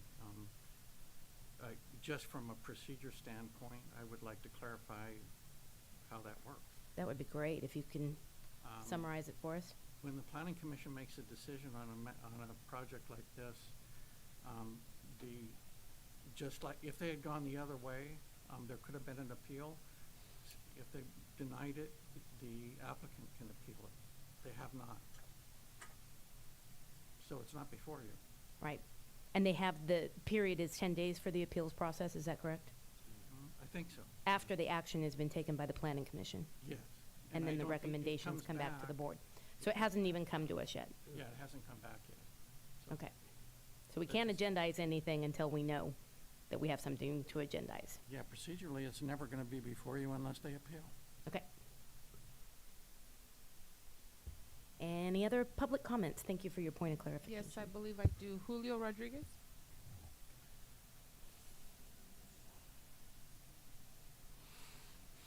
Gave me planning commission, ours is orange one, so I wasn't sure if it was for public comment or not. Okay, go ahead. Oh. I should know better. Yeah, that was under the table, not on. Hello, everyone. Good morning. Thank you for the opportunity. Just to kind of reiterate the landfill, we are definitely on the stance of it, opposing that. I think one thing I want to just iterate is, there are other models out there. It doesn't have to always be a for-profit model. That is currently the model that John Smith landfill operates under Waste Connections. And just to clarify, the CEO is making, about $5 million a year. And then the next 10 corporate executives, I think another $5 million. So this is a for-profit model. The wages, or most of the compensation goes to, corporate executives. We can operate this as a nonprofit. The idea that we are operating a landfill for profit, just think about that, people. In what world does that work? We take garbage and someone's making money off of that. Very few countries do that. Japan, look at their models. It doesn't always have to be this capitalistic for-profit model. Anyway, another thing I wanted to thank Supervisor Dom Zanger. When speaking with him, I know he discussed changing the level of service, and I urge all of the other supervisors to kind of look at that. So 156, how we discussed today, is going to be under the county hands. I would like to know what the level of service, what's the impact, because right now the level of service is a level D. That's the minimum requirements. So I think we should really try to get that back up to level C, because that may have some implications when Caltrans is saying, hey, your benchmark, your minimum requirements D, therefore, that could play into some of how much they're willing to rehabilitate that road. I think that is all. So yeah, thank you, Dom. Thank you for your comment. And I have one other, Elias Salinas.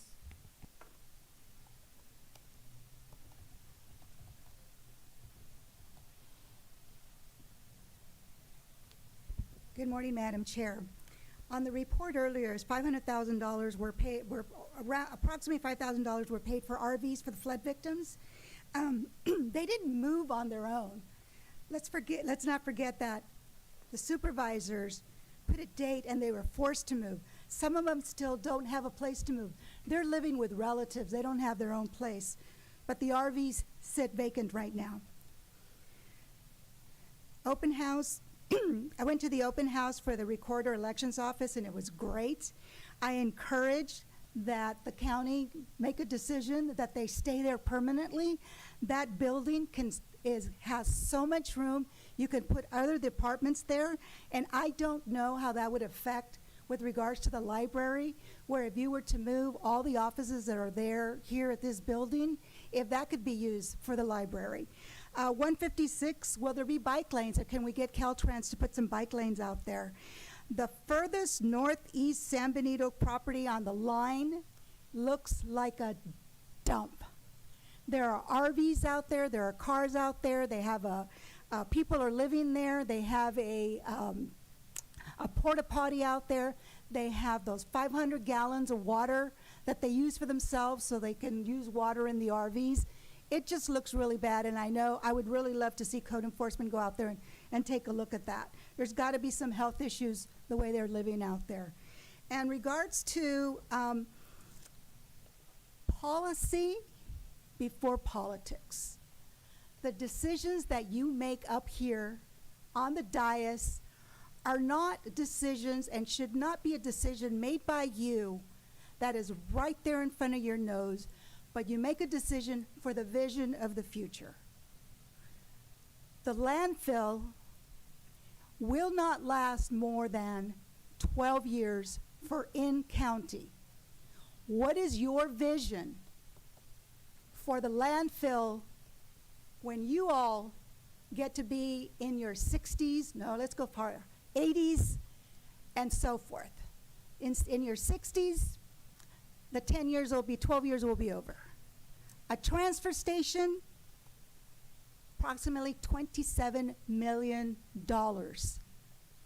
And that number comes up because you still have to find the land.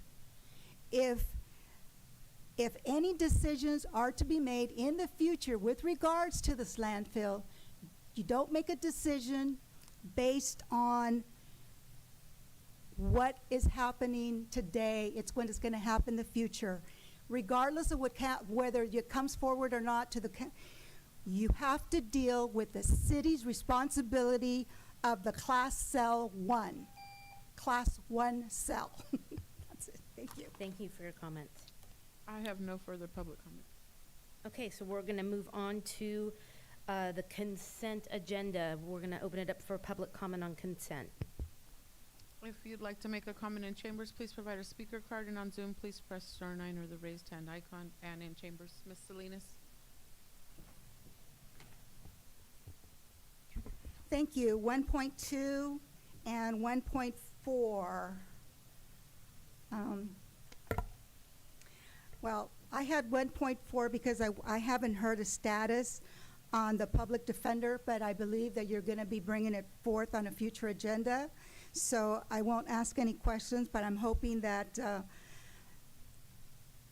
grants were filed, or grants were requested, filed, and our applications were sent out with regards to funds that were allowed for public defender. And then 1.2,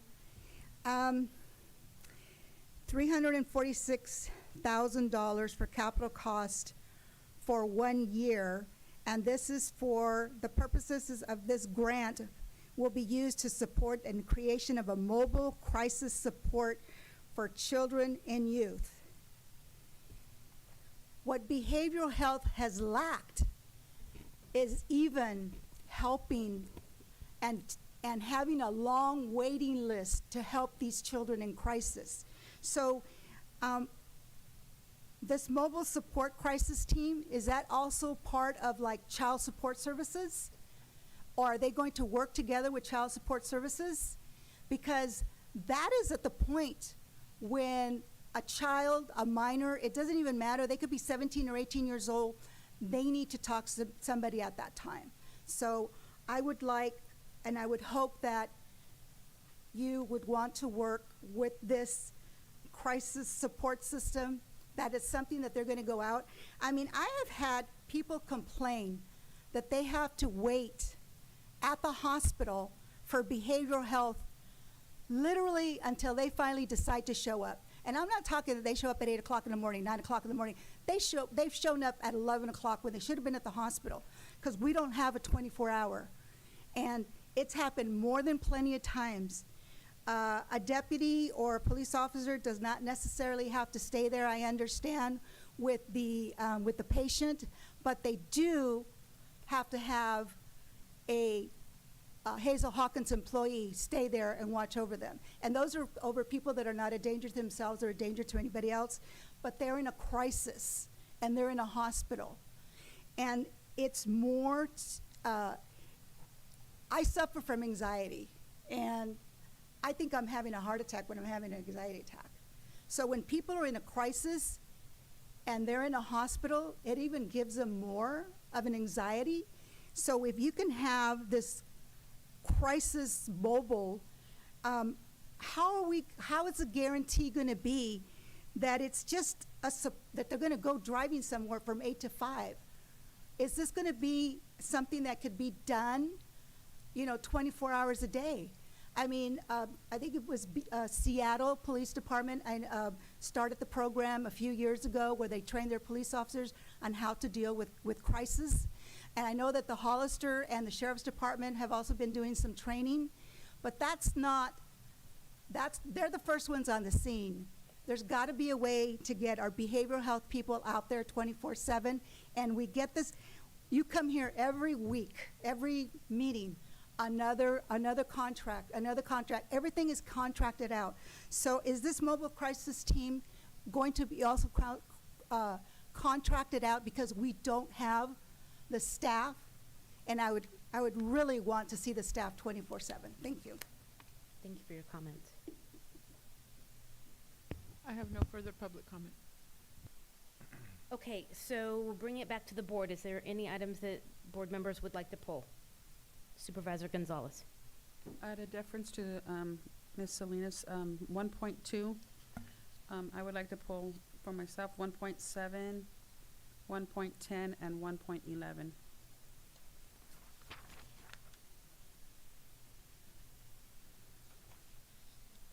Supervisor Zanger Sotelo? Nope, okay. Okay, so can I get a motion to approve consent excluding, let me make sure I have this right, 1.2, 1.7, 1.10, and 1.11? So moved. Second. All in favor? Aye. Aye. It's a 5-0. Okay, Supervisor, I'm sorry, CAO Espinoza, I'm trying to Thank you, Madam keep Chair. up on the schedule here. Yeah, we go ahead and like to move forward with our regular agenda. We will go ahead and move forward Okay. with the Board of Supervisors. Item 2.1, receive informational presentation on the San Benito County or San Benito Leadership Institute program and provide staff direction if desired. So we'd like to invite up Dr. Rose. Thanks. Good morning, Supervisors. My name is Dr. Kathleen Rose, and I'm here today representing a committee that has been working for the last almost 2 years with the Community Foundation and Brenda Weatherly, who is here today to give you a preview on the Leadership Development Program for San Benito County. As you probably know, there was one, and it was here for many years, and it ended in 2013. And so about 18 months ago, I retired after 40 years in higher education with the last chapter as superintendent and president at Gavilan Joint Community College District. And I was retired for about a month, and Brenda called me. And Brenda said, would you mind coming to a roundtable discussion about leadership in San Benito County? And I said, where, when, I'll come over. And so during that time, I've always been a scholar of leadership, and my interest after retirement was continuing to be involved in leadership development across our communities. And so this is a survey that was done by U.S. News and World Report of 100,000 leaders over the country, and it looked at what's going on with leadership and what's happening with leadership and how is leadership effective. And you'll see on this chart there are 10 top attributes for leaders. And so those members of the community who came around the table 18 months ago were interested in their aligned passion for leadership development across the spectrum. And they also viewed San Benito County as well positioned to break out of any past stigma and beliefs about leadership and look at a healthy way to move forward to provide leadership training for emerging leaders. And so we have been talking monthly since that time. These are the committee members who have been a part of initially the ad hoc group with San Benito County Community Foundation, and now we are a formalized committee. We meet all the time regularly, and we have been placing and putting together an idea for the San Benito Leadership Institute that is now taking form, and we would like to launch it in September 2024. When we got together, what we decided to do is first have a retreat, and we had Kathy Sheridan as our facilitator. And so we came together and we put our vision, values, and purpose together that has become the hallmark of what we are designing for the Leadership Institute. Our vision is really to envision San Benito County thriving with diverse, committed educational leaders. And as you see, as you read the vision, values, and purpose, you'll see that we were also very interested in looking at board development for board leadership development, elected leadership development, and also equity, conversations around equity and institutional racism and racism within a community that is often indicated by bias that we would like to have discussions about. So our overview of our institute looks something like this. We are proposing 9 day-long seminars starting in September 2024, and the meetings will be half-day of lecture and activity and immersion in a civic topic, and then a half-day would be focused on primarily leadership development, individual leadership development, as well as board skills development training. We would also like to focus on the nonprofits in the area, and instead of the cohort doing one project in the course of the year, we'd like to have 5 small teams. Hopefully we'll have 25. The buzz is out there already, so there are a lot of people interested in this. And we would have 5 member teams go to nonprofits and assist in developing nonprofit expertise, or maybe they're volunteers, or maybe their marketing campaign. So we've looked at 3 major areas for our curriculum. They include civic issues, leadership development, and board service training. And we are starting now to put the meat on the bones, so to speak, to bring those curriculum aspects together. So what will the participants get? We use the Community Food Bank as an example of that, and Sarah's on our committee. And the idea would be, why would Sarah or anyone from the nonprofit sector want to send their emerging leaders to the San Benito Leadership Institute? And it's basically what you see on the screen before you, an opportunity to grow leadership in this community that can be sustained over time and that will continue to show up and be committed to leadership change. We also looked at how these future leaders need to be developed in terms of observing public meetings in action, go to board meetings, have an opportunity to observe board meetings and board development, and have an opportunity at the end of our 9 months to create a personal legacy of leadership and a commitment to serve the community. A typical day for the San Benito Leadership Institute will look like this. We'll do some assessment. The Myers-Briggs is a logical place to start. We would do some appreciative inquiry, where we come together doing a case study based on what's occurring in the community currently. We are very interested in having this book, Crucial Conversations, be at the forefront of our curriculum. This book looks at tools that are taken for all community members when the stakes are high. When you come to a conversation and there's emotional element as well as evidence-based element. It's a book that I've used for many years in doing graduate training. I currently teach at San Jose State University. And so we have looked at Crucial Conversations as a hallmark for helping people understand the intensity of communication patterns that oftentimes interfere with leadership. We would also have conflict resolution. We would have panel discussions. We would invite many of you to come and speak at the Institute. And we would have a focus on diversity, equity, inclusion. There's a slide coming up on a approach that we would like to use in our institute that would also provide an opportunity for all the members of our institute to explore what it means to be a part of a diverse, inclusive community. This is the Equity Challenge, and the Equity Challenge was really developed by the United Way in Iowa, and so we stumbled across this on the internet. It's a powerful opportunity to develop a deeper understanding of how inequity and racism affect our lives and affect our communities. Each month, the SBLI will provide an opportunity for understanding equity concepts, explore individual lived experience, and apply deeper strategies for understanding the impact of racism in our community and the impact on leadership. And so this gives you an idea of the types of questions and topics that would be a part of our curriculum. Another highlight of our curriculum would be a full-day SimSoc experience, and Brenda's done all the research on this. That's a simulated society experience. It's a role-playing experience. It takes up an entire day. And it provides real-world applicability, and it would provide us an opportunity to look at the what-ifs of leadership development in the community and how you could make informed choices based on what was developed around you. The Clifton Strengths Finder is another tool that we hope to incorporate. It looks at a personalized strength assessment at the beginning of our institute, and it helps our individual cohort members to leverage their individual strengths and assist us as facilitators to build on those strengths throughout the Institute. I should say that as our committee has continued to meet throughout the year, we have talked about how we would do this, what would be the logistics of it. And some of you know Corinne Kappeler. She has worked with Benito Link with listening sessions over the last year.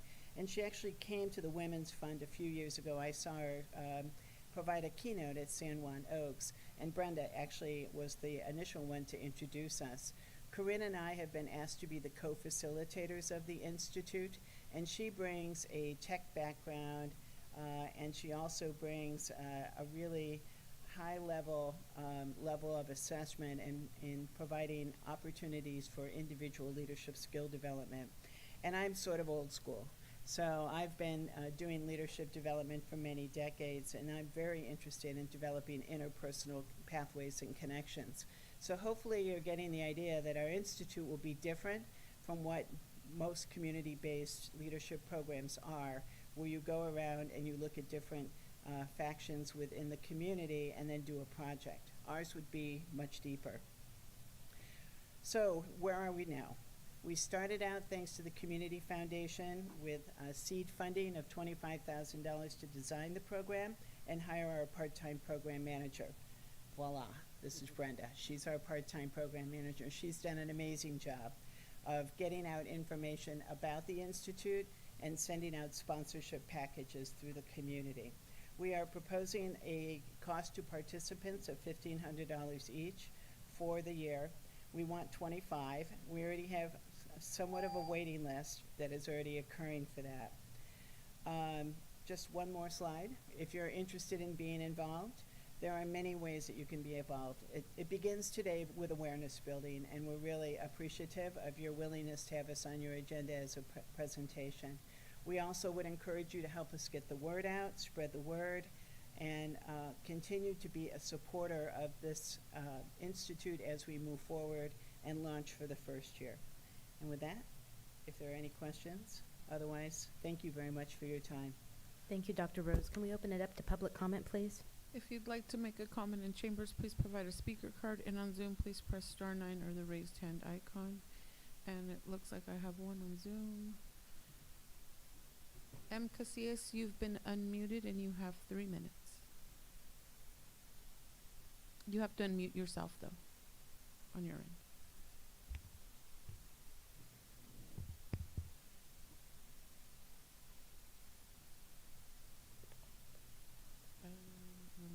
Let me click on this.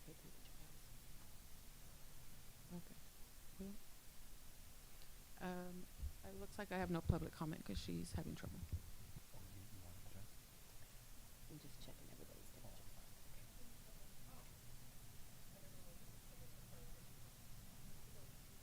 We do have Elia Salinas. Thank you, Madam Chair. When I first heard about this was at the City Council meeting last month, and I really encourage the board to support this program. I think it's really great. I think it's great for young men and women. It's great for middle-aged people, and it's great for college kids, and it's great for senior citizens. Giving them the opportunity to have some skills or bring skills so that they can continue to be involved in the community and or to learn how to be involved in the community, how to be better at the work that they do and what they can do at work and what these skills can bring to your work, what these skills can do when you go to college, what these skills can do for you if you're a high school student and it brings you up and it blossoms you to not be so shy. When I use an example of, if you know Brenda, she's actually really a shy person. She's really quiet, you know, and it takes a lot. So this is a great program. I would encourage you all to support this, not just some money. They need some money, okay? So they went to the city, and the city's going to bring it back to an agenda to fund this program, and I would encourage the board to also fund some program. I don't know exactly what the slide went really quickly. I wasn't able to read it, but if you can at least equal what the city is considering to equal, would be really great.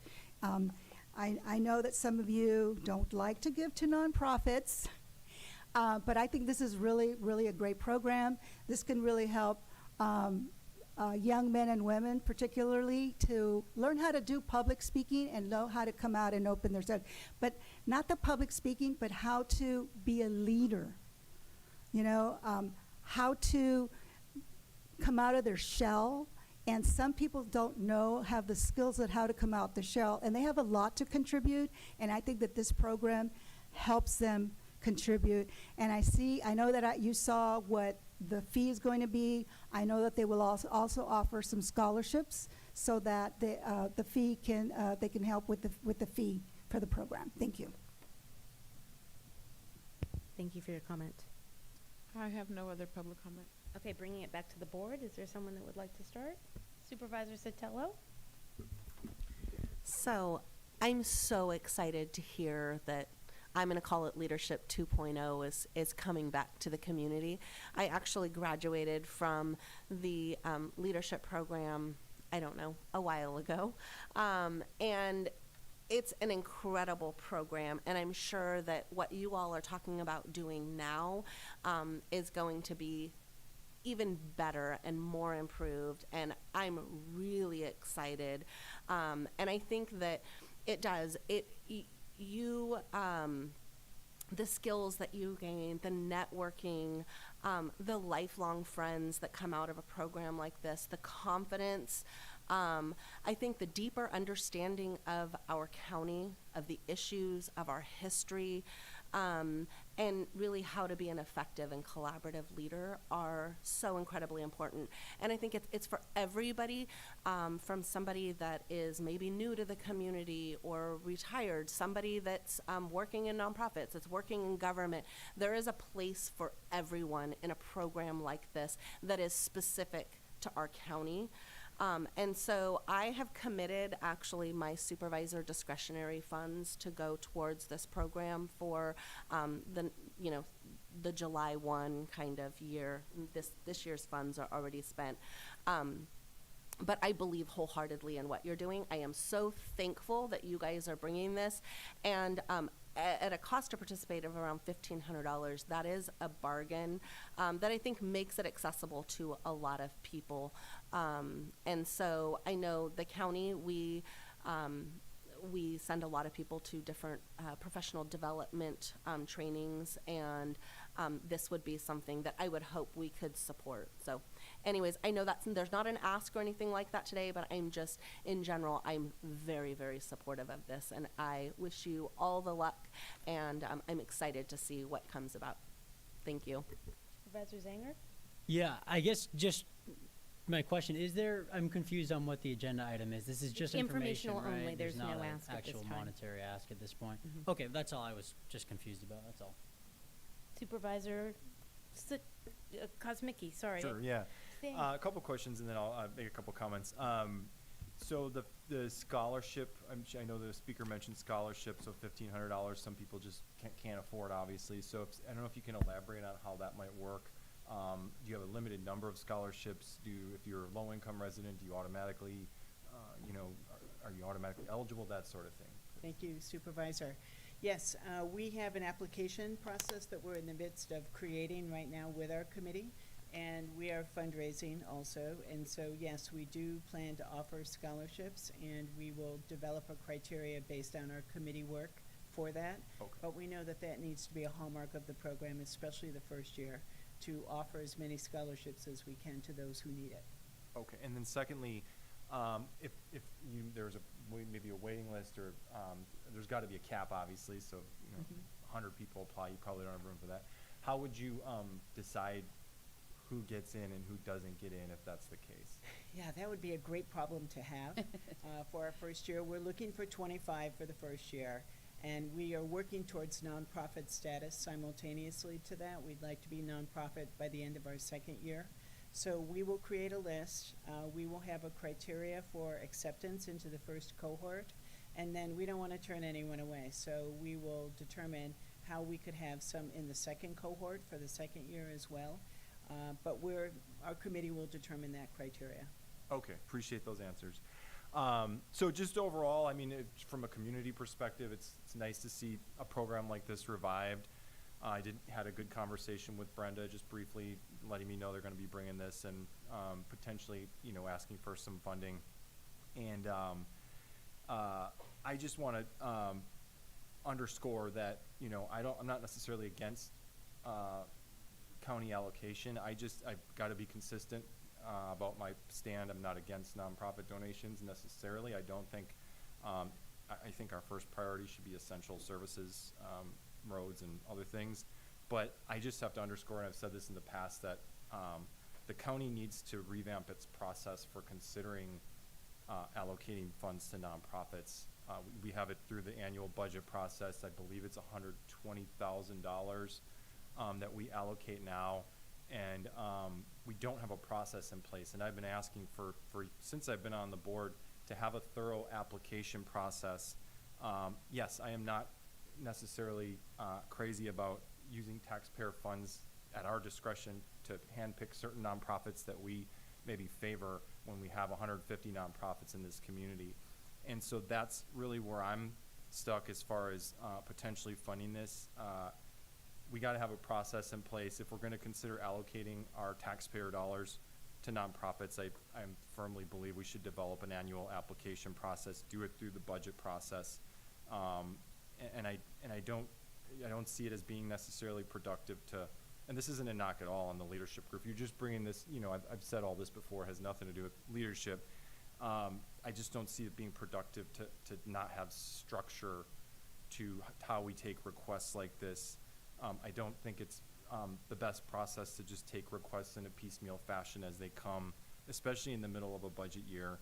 But if the county had a formal process for nonprofit donation allocations, had a reasonable dollar amount that is relatively affordable, aimed at prioritizing nonprofits that provide services to the community, I could consider it at that point. But until we have that process, I've got to be consistent, and I can't support funding piecemeal donations to nonprofits. If the supervisors want to use their discretionary fund, that's great, go for it.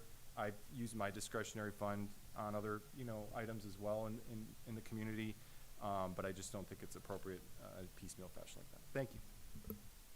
Supervisor Gonzalez. I'm just excited to see the prospect of this being provided in the community, so thank you. I'd be interested in seeing this come back as an agenda item. And I know we have that new form that I looked over, and I saved a blank form on my laptop, so that maybe this might be the first case scenario where I submit something. But I would like to see this come back to us as an agenda item. Okay, so I'm going to make a recommendation, and I hope Supervisor Kosmicki will support me on this. I'd like to move this over to the Finance Ad Hoc so that we can come up with a process for nonprofits before we get into the budget cycle. Would you be supportive of that? Yes. Okay, so we're going to move this to our ad hoc, and guess who's on the ad hoc? Supervisor Kosmicki and I. So I think it's a perfect opportunity for us to look at how we address our nonprofits and also keep it so that it is fair and open and it's not piecemealing to just one or two. So I'm going to make that. If there's no other comments, I'm going to move forward. Okay. Thank you so much, you guys, for the presentation. Really appreciate it. We're going to move on to item number 2.2. I believe, is Steve doing the presentation? Oh, Selena's doing the Selena, presentation. yeah. Sorry. I saw S. They're Luke. both here. Steve's in the back. Oh, and there we go.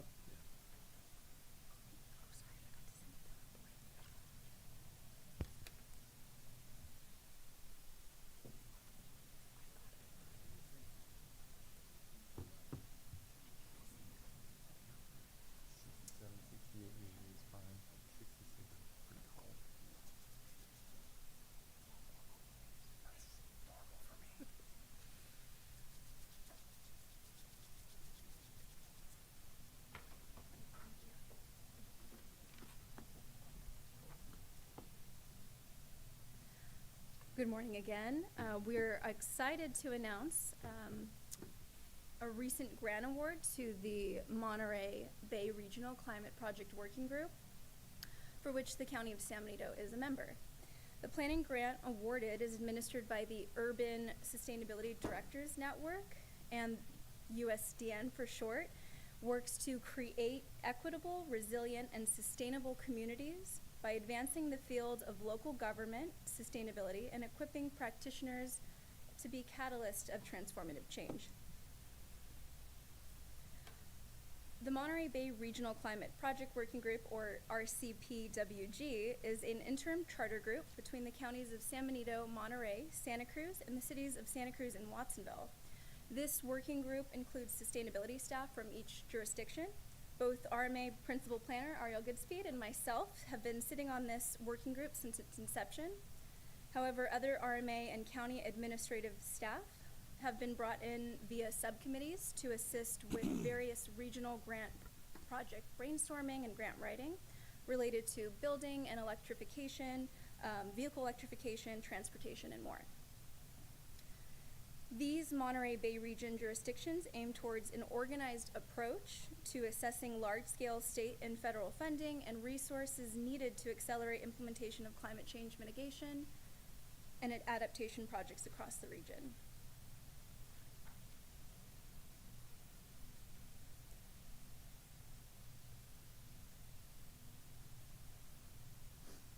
The work is extremely important. Oh, sorry, one moment. Amongst the working group's grant submissions, the USDN planning grant was awarded to increase equitable engagement to the RCPWG and to bring frontline and disadvantaged community members to the table to have a voice in how planning for climate change can shape our communities in the coming decades. This work is extremely important as these groups represent who is most impacted by climate change, such as what we're seeing with the floods. This is a $15,000 grant with City of Santa Cruz as lead applicant. The other primary participants include City of Watsonville and County of Monterey. Additional project participants will include Regeneración of Pajaro Valley and Ecology Action, as well as Fairlawn Strategies, and of course the RCPWG members such as County of San Benito. This grant work will encompass trust building between the various organizations you see here, shared decision-making, elected participation, and will ultimately drastically improve our ability to compete for federal and state funding. To complete the project, staff and elected officials from the RCPWG jurisdictions and up to 8 environmental justice group representatives are to each contribute a certain number of hours over the project's duration, attend 3 virtual workshops, and bring forth any final work product and workshop results to an elected body meeting.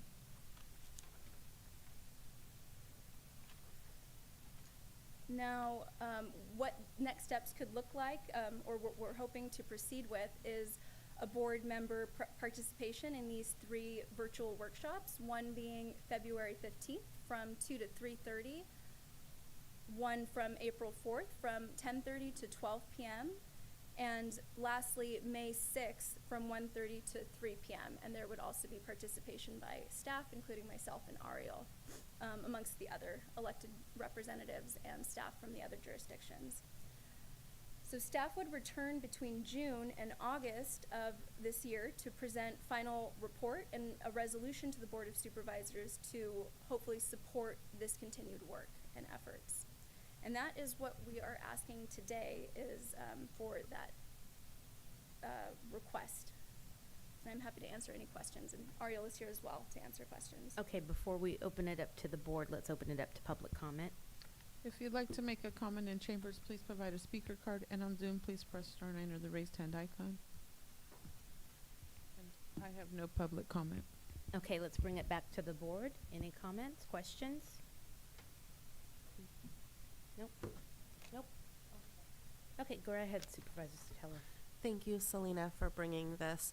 So is today all that we're doing is essentially we received the information and we're just going to be appointing a member of the Board of Supervisors to sit on kind of this advisory group. Am I understanding that correctly? Exactly, and the workshops, while they are about an hour and a half, the elected participation might only be a half hour of those meeting times. I did want to highlight that. Okay, thank you. I just wanted to clarify. Thanks so much. Okay, and unless there's other questions or comments, the 15,000, that's the grant amount? That's the grant amount. That's a grant amount, and that covers the staff time on this? Yes, there is consultant time, and then I believe there's contribution to some of, to Ecology Action for their time, that one of the nonprofits that has been working on this project, and then potentially some of the other environmental justice groups. Okay, and does this specifically have to do with SB 1383? No, this is No. related to governance structure Okay. for this organization. I just wanted to understand clearly kind of the focus of it. So Supervisor Gonzalez, I know you were out. Do you have any comments or questions? No, I'm sorry, I had to step away, so. That's but okay. Thank you. Okay, so is there a volunteer from the board that would like to partake in this?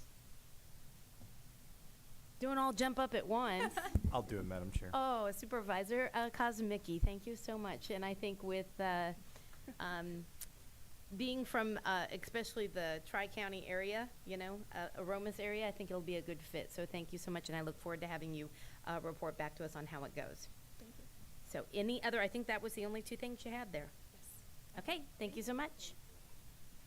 Okay, before, I was gonna take a quick break, but everybody kind of already took breaks, so unless, yeah, well, some people did. I saw people walking out. Do we need a 5-minute? I can go on my own.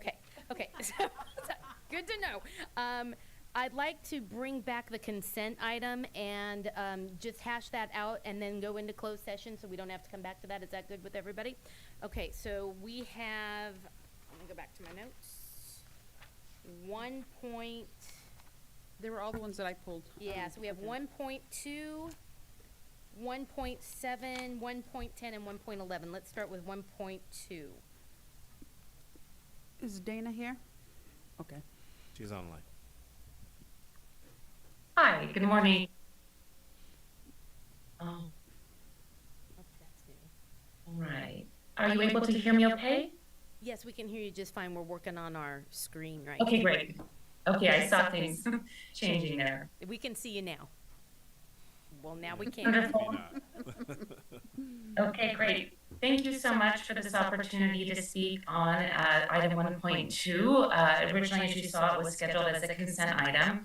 And just to provide a little background, San Benito County Behavioral Health is actively working on a mobile response team that will be able to respond 24/7, 365. So I completely understand some of the concerns that were brought forward about individuals waiting for behavioral health staff to respond. So we are actively working on that. We do currently have a SAFE team. SAFE stands for Support, Awareness, Follow-Up, and Engagement. This team is functional Monday through Friday, 8 to around 7 p.m. We partner with the Hollister Police Department, and we also respond on our own to crisis events that are occurring in the community. So with this grant, we will be able to have ability to purchase equipment, a mobile unit, other safety equipment that our staff will need, and it will also help us to cover staffing costs. The funding is specific for children and youth, and so that is why the agenda item was written up in that way. It is not our intention, however, to only provide services for children and youth. Currently on an ongoing basis, we do respond to crisis calls regardless of the age. So this funding had caveats that it needed to be addressed to support children, youth, and their families who are having mental health and other related crises. So it is one piece of the puzzle that we are actively working on in order to have a fully functional mobile crisis team that can respond 24/7, 365. We're working actively with our human resources team and our staff to look at our capacity to see what can we provide as staff and where will we need to contract. Yesterday morning, I met with Santa Cruz County and Monterey County. They are both using kind of a hybrid model where they're working with their own staff as well as contract providers. That will likely be a model that San Benito County Behavioral Health has to adopt because, quite frankly, it is really hard to have staff available 24/7, 365, holidays, weekends, evenings. We really want to support work-life balance and prevent staff from burning out, as our staff are so important, and really we can't do this work if we're not healthy and well. So again, one part of the puzzle, excited to have these funds coming to our county, and I will pause and hand things back to our supervisors for any further questions or comments. Well, you answered a lot of the questions that I had, so thank you for that. And I'm not sure if all of the public speakers' comments were, but I'm satisfied. So I will move to approve this item 1.2. Is there a second? All in favor? Aye. Aye, 5-0. Okay, we're Thank gonna you. move on to 1.7, Supervisor Gonzalez. This is a HR item. Yes. My question on this one is, I see that you have it in HHSA in addition to possibly workforce development and/or. Will this be one position, or is this going to be possibly two positions at the different locations? I believe, my understanding is, and I'd probably be best answered by Health and Human Services, but my understanding is there's two allocations that they will be filling. However, they wanted to make sure that the position, I believe, could cross over to cover different units if there was a staffing issue at this point. So that's kind of why the position was written kind of broadly, but my understanding is there'll be two different sections. Okay. Yeah, I printed up the job description because I was just kind of concerned. I'm just concerned about this becoming a practice that we're doing, that we're creating new job descriptions for, you know, hiring the individual. And I know that we have a challenge with hiring staff to do the work, but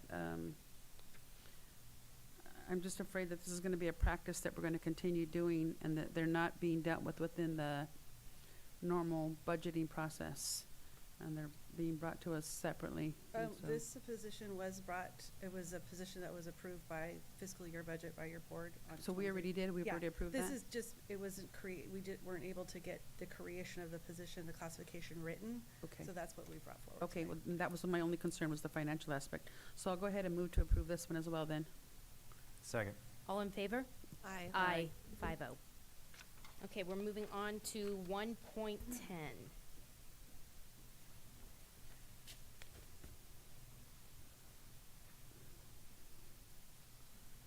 RMA. I was looking for Steve. Is there somebody? Yeah, what's the item? So the question? item is. No, what's the question? I mean, what's the? The question is that the money's being moved over, so I was just wondering, in terms of the truck boom lift and the forklift, does that mean we no longer need them? Where the money's being transferred to purchase the utility truck instead?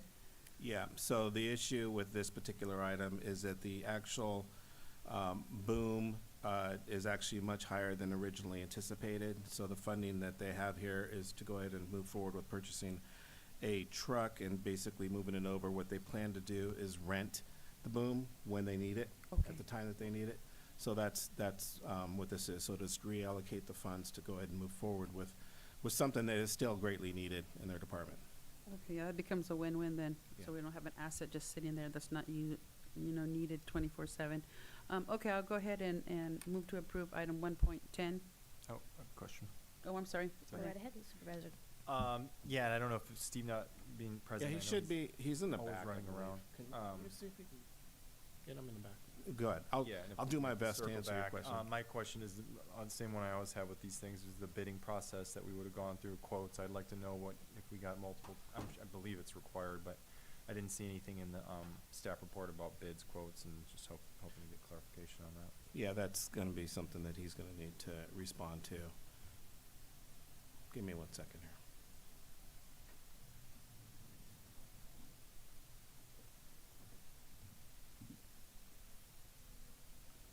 And I'm pretty sure that they did, but let me just verify. Look in my notes. Here we go. Yeah, you're We're up. up. Yeah, I knew he was in the back. He was hiding. This is item 1.10, about the reallocation of the truck cost. And the question is, Supervisor Kosmicki asked, was there a bidding process to move forward with purchase of the vehicle?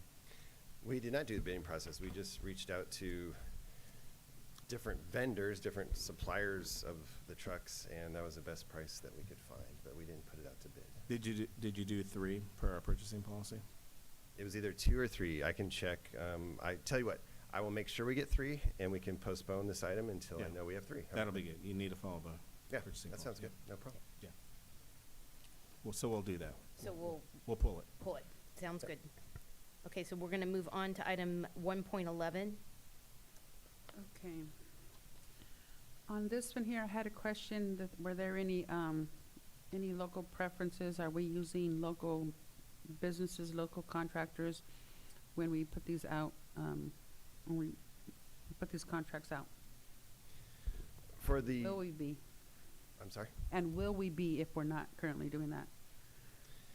So whenever we put a project out to bid, I believe it's in our codes that they automatically get the local bid preference. So if, I would encourage any folks, there will be a handful of storm repair projects going out to bid, and I highly encourage our local folks to perform those repairs. A lot of the emergency repairs were performed with our job order contracting on-call contractors because they had to be repaired ASAP. And so they performed those repairs. That was Granite Rock and Don Chapin, which are actually local technically.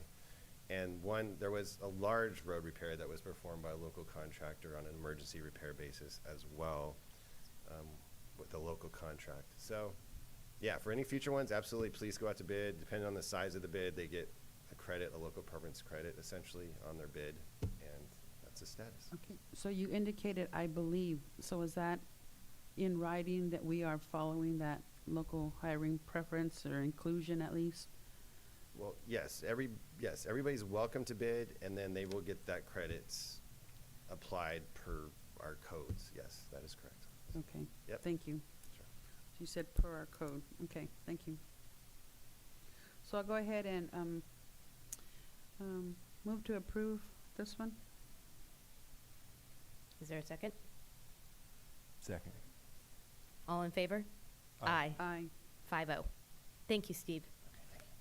Okay, that's it for consent. We are running a little ahead of schedule.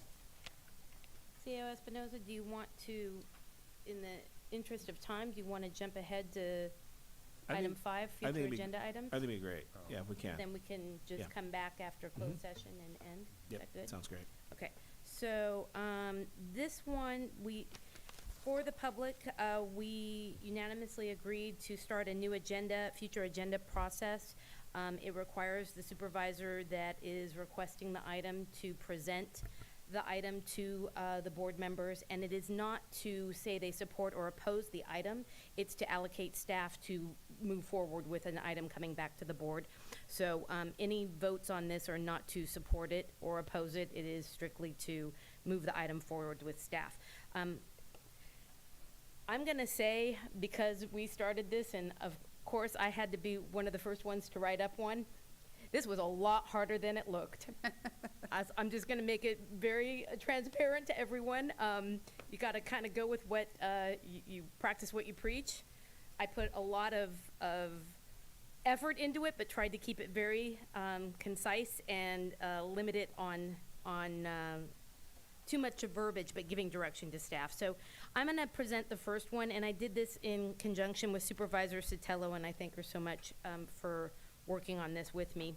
The first item that we would like to bring to the board for consideration is the title I gave it. I actually gave it a title, if I remember right. It would be a events and low impact camping ordinance or amendment to our current ordinance. And what this is I've been working with local businesses, and we've had some challenges with some of our tourism and promoting tourism in our community. And so the low impact camping is dealing with bringing tourists on private property, but also collecting TOT tax and ensuring that we're collecting that TOT tax as a revenue source. And so making it clearer about where low impact camping can happen and how the process goes through the planning department so that it is as efficient as possible for private residents to actually have this low impact camping ordinance. This kind of goes along with one of the vendors out there, I believe is called Hip Camp, that we've heard of. We've had some conversations about it. But the other thing is that we have local businesses that are conducting events, and they have a conditional use permit, or they have something that is limiting them on what they can do, and maybe they want to add an event that's a special event, a larger event that doesn't fall within their use permit. What I'm looking for is a way to streamline that permitting process so that it is very check-off list mentality and keeps it really easy for the public to be able to go through that process so that we can promote tourism and events to bring those TOT and tax dollars into us. And that's pretty much my pitch. Did I forget anything, Supervisor Sotelo? You have questions on that? Yes, please. So we're talking about just making sure we're getting TOT on a private property owner that's using hip camp or something like this. Is that the gist of it? Making it clear what the process is to approve that process, but also ensuring that they're flagged so that the TOT is being collected. Okay. Okay. Any other questions, comments? Is there a motion to, I guess it would be to move forward? Do we treat it as a motion since this is our first time, or do we just do a consensus? How does this work? I would just suggest at least we get a consensus 3 or more, because then it helps us moving, I think Okay. it'd be good to have that direction from the board. Okay, the way the form is it's how many yeses, how many nos, how many abstains, how many absent. So, Good with me. is that good? Okay, so do we have, I'm good with it, so that's 1, 2, 3. Great, that's, we can Oh, count. I'm an aye. Aye. We're good. Is there any nays? Okay, we got a 5. Yay, thank you, guys. I'm gonna turn the next one over to Supervisor Sotelo to present. Yeah, I am, really, unless you want me to do it. Okay, so the next future agenda item is for kind of going paperless, kind of a Go Green initiative. And I think with the fires just really, that were at the old courthouse, really highlighted for us all of a sudden, oh my gosh, we really need to, we need to go paperless. We need to make sure, we are so fortunate we didn't have anything destroyed, any records or anything like that, but it could have been catastrophic. And so we really do need to move into kind of more of a paperless kind of future for the county. And so what this would do, this would guide departments to really start to clearly identify all of their existing records, the formats, the locations, are they on-site, are they off-site, and then design a department-by-department approach for imaging, indexing current and prior records, and then due to retention and destruction regulations, the initiative should be developed by each department. So each department would kind of have a little bit of a say in what's going on within their department for the retention and destruction, because that's going to depend by department. We're recommending that the initiative start with the Board of Supervisors, administration, county council, and IT department. County council and IT would help coordinate the legal and technical restrictions, including state electronic retention regulations from Secretary of State. And this ensures the process in utilizing existing software to their fullest extent. And if new software or programs are needed, that we look at how this could be approached countywide to reach the highest cost efficiency. Many of the departments have started this process already. We're so appreciative and thankful to them. However, there's a lot of work that we can continue to move forward with.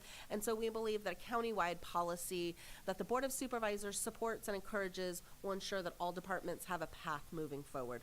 And so we believe that benefits to this initiative and policy would include environmental benefits, cost reduction for equipment, printing, and supplies, increase in public transparency, public record request reduction, staff and legal costs for research and preparation, a backup and redundancy in cases of emergencies, and an overall operational efficiencies. Thank you for presenting that. It sounds much better with you saying it than me writing it. Okay, how does everybody feel about this item? Madam Chair, Comments? I just want to comment that it sounds like it makes sense as something to put on the table, but maybe if we could, and maybe this has already been thought of, but just looking at not reinventing the wheel on something like this, because there have to be a lot of communities that have done this, and I'd rather not have us spin our heads trying to figure out processes when there's got to be something there already to work with. So that's all. Thanks. I completely agree with that comment, and I think that's why County Council has kind of taken the lead on this one for us, so that we're not reinventing the wheel and capturing from experience from other counties. Supervisor Gonzalez? I love the fact that you were working on the retention policy already in mind as we're moving forward, because that's been a question that I know I've encountered in the last year or so, where staff had asked, they didn't even know what the retention policy was for their department, you know, and then boxes and boxes of paper. Even when the CAO moved both Supervisor Kazumiki and I into the old marshal's office, where we had a temporary office, we had to displace cases and cases of material that was just there because it had to be stored somewhere. So I appreciate that, but I will admit, I'm hard to let go of my policy, because even at home I printed up my own documents so I can write on them. I mean, putting notes on the computer is not the same as writing them, highlighting them, you know, stressing them with red. Sorry, but I'm a teacher, and that's just kind of, I'm old school. So I'll try. Thank you for that. I'll try. Any other comments? How's everybody feeling about this? Good. Okay. Okay, do we have? Aye. Okay, we got another 5. So, CAO Espinoza. And I'm coming from the tech world. I'm very excited about this, and thank you for the support from the board. I do know that there's systems that we are using, that we have purchased, Laserfish and other systems, so hopefully we can leverage the systems that we have to keep the cost down. But when we go through this process, we'll make sure the board's aware and informed about that as well. And I'm going to tack on to that, because I know from my experience in the county, having vendors that we currently have within departments, having a little refresher about all the options that are available with those systems, because there were some things that weren't being taken advantage of that ultimately had no cost bearing on the department. It was just workflow process had to change. And that way we don't have to buy anything, which is kind of the ultimate deal. When it comes to the retention side, I really think we need to highlight the retention policy, especially because holding the retention policy and ensuring that that policy is being fulfilled and documenting destruction of documents will only help with our public records requests. The first step of this initiative is, and I think it's going to be highlighted when David kind of dives into this with his team and with all of the departments, is identifying what do you have and where is it. I mean, that's something that every department should have at their fingertips in any emergency. I just recall when that fire did happen, that I was standing outside of that building going, okay, who had the box with the list, with the checkoff, because I'm thinking to myself, we were so prepared that we would have to evacuate. Where are the records that we need instantly? So I hope that this inspires departments to realize that this is a priority for the board. So we'll see where this goes with David bringing it back. Okay. And just to add, some time back, we did start this process. It was at illegal years ago. They did start the retention process. So there's a lot of legwork. There's some work that already has been done, which we can work with David's team on that. And then ensuring that when destruction is happening, it's being documented. And absolutely. Yeah. So, okay. But I do have one, I'm sorry, Madam Chair, I do have one more request, if it's okay, concerning this particular item. Again, this is new for both the board as well as administration, and leveraging items within the actual agenda. So in the policy allows the board members to submit by Monday at the end of the day. Great job, you did it. I barely made the deadline. You did it.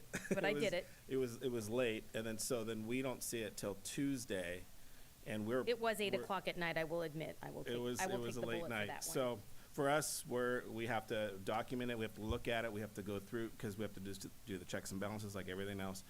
So what we would request, staff, if it's okay with your board, is to have it at the same deadline that we have for every other item. So then that way, when we go get ready to post, and so before you have a list in front of you, a calendar list of the actual review dates. We could take it under consideration. You guys can think about it, but this is something I think for us, for the clerk of the board in particular, it's just very helpful, because we have so many items that we're juggling.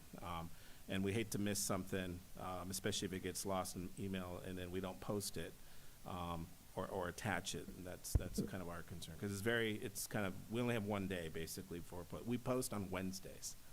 And I think we posted to the this meeting Wednesday, 11 noon, something like that. Morning, it was morning time Wednesday. So just Okay, so just to be clear, so if we're looking at the February 27th meeting, then you're looking at a deadline for, it's already, well, that's county council's review, is the 2nd of February. So the 15th of February is the deadline to the clerk of the board. Is that the date you're referring to? That's the day we're referring to. Okay, so we're saying for the next agenda, it would be the 15th. Yes. To be able to have Yeah. an item for consideration. And that's just, it just makes it a lot easier for us because we've got to gather everything. We have to double check, make sure everything's properly documented. And I think it should be, I mean, that's what we do with all the departments. And as you can see today, there's still some things that are missed.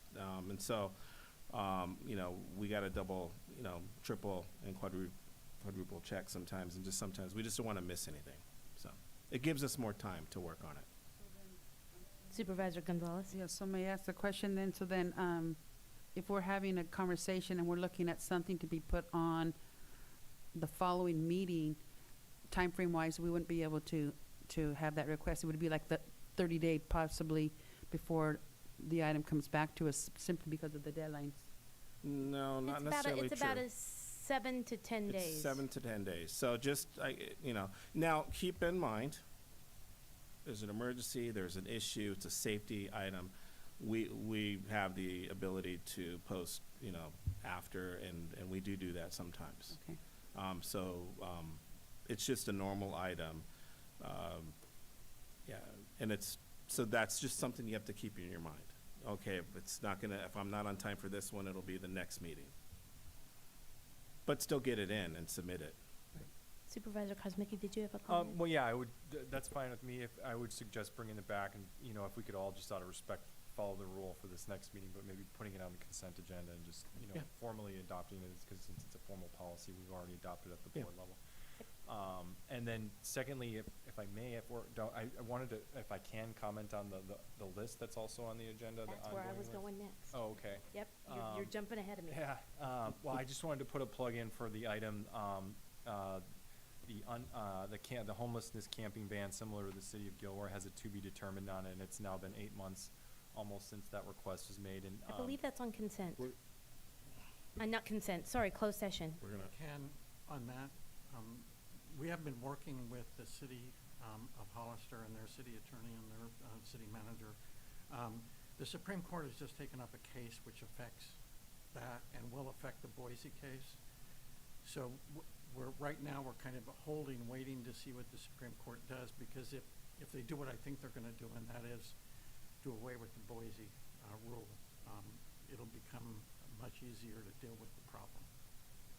Okay, and I don't know how much conversation we can have, but is there a timeline? I know the Supreme Court has, Yeah, you know. Supreme Court, well, they'll be done, and this session ends in October. Man, can we just do it? So that's just, again, I would go back to my plug of maybe getting that to the board sooner than later. The city of Gilroy has done that already. I understand the Supreme Court, but I believe we have sort of the momentum to go toward the interpretation that Gilroy took on it. I don't want to talk too much here, but yeah, I would just reiterate my plug, I guess, since if you're talking about October. Is this an item that could be on a closed session for discussion because of potential litigation? Particularly, yes. Yeah, so why don't we add it and have the discussion at closed session on the February 27th meeting, so that we can hear the concerns and then either move it forward or not. Is that good? Yeah. Okay, okay. Any other items you wanted to talk there? Because I wanted to thank talk you. about almost all of them. No, I'm good. Thank you. I kind of wanted to highlight, we still have a list. If you haven't opened the list, is it possible that we could put the list up here since we have a few minutes? Yes. It's very short, and I want to give everyone, thank you, Supervisor Sotelo, for ensuring that we didn't make the list longer and longer, and I want to thank the board for making it through last year with all those agenda items. It was kind of crazy. And I'll add to that. I want to thank staff for all the work that went into those agenda Yes. items, because it was a lot of work. And It was a lot of work, and it was a little painful. I kind of wanted to go through it and just kind of highlight where are we and how are we transitioning these items that were already on a future agenda item from the past practice to the future, so that we don't drop any of these. You want to zoom it in? Sure. Yeah, that's awful tiny. I also wanted to give staff the opportunity to ask questions about the items and get clarification so that they have a clear understanding of where they're moving.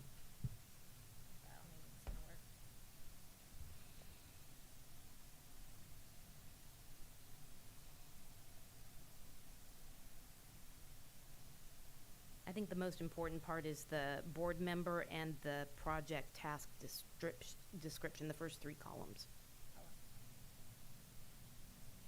Good morning, Madam Chair, Board Supervisors, and members of the public.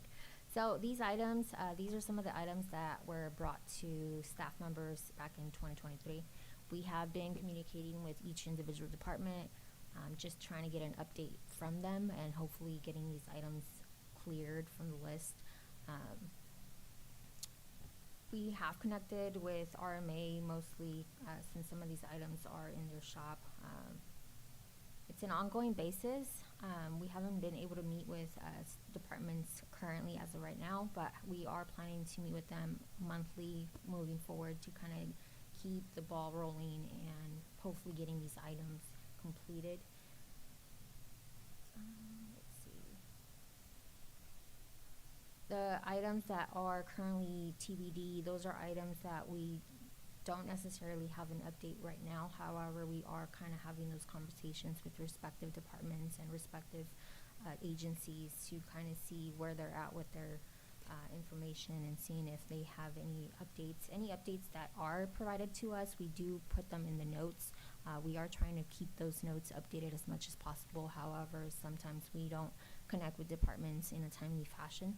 These are, whenever this is kind of uploaded to the agenda, we do receive updates after the agenda is posted, so some of those updates may not be reflected in the notes. And then we do try to have tentative board meetings or board completion meeting dates available. However, things happen, other items kind of get priority, and some of these items do end up getting pushed.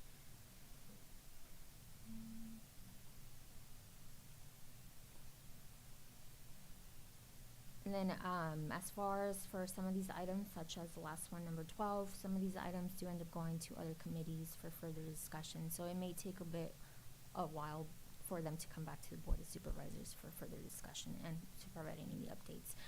However, if there's any particular questions or concerns about a particular item, I can definitely see if I can provide an answer for that. Okay, so I just kind of want to go through real quick. Item number 1, you have it tentatively for the 27th meeting? Yes. Correct? And then item 2 and 3 are tied together, and we're going to have that on hopefully closed session on the 27th. Yep. And then the policy on roosters, is that something that we want to consider moving to the sheriff to give? No? What would you like? County Council has been, I think, looking into it and researching it, and so I thought we were just going to discuss it here. Okay. You talking about moving it, just giving it to the do sheriff? more or- information about the need of what you're looking for. I kind of want to give them some direction. What Is that something that staff is lacking? Is that something staff needs? Do they need to hear from the sheriff or something before we can address it? Well, it's really whether we have any basis of doing a code enforcement on this type of thing. So there has to be some rules developed. And I think this started before I got here. You did. So I'm not that familiar with what Supervisor Zanger's ask was. But I did have a conversation with him regarding this issue, and what I believe that we're trying to do is just control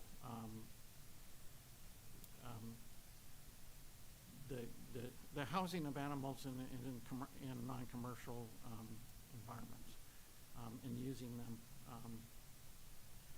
And it's not, a lot of communities have these ordinances on these issues. So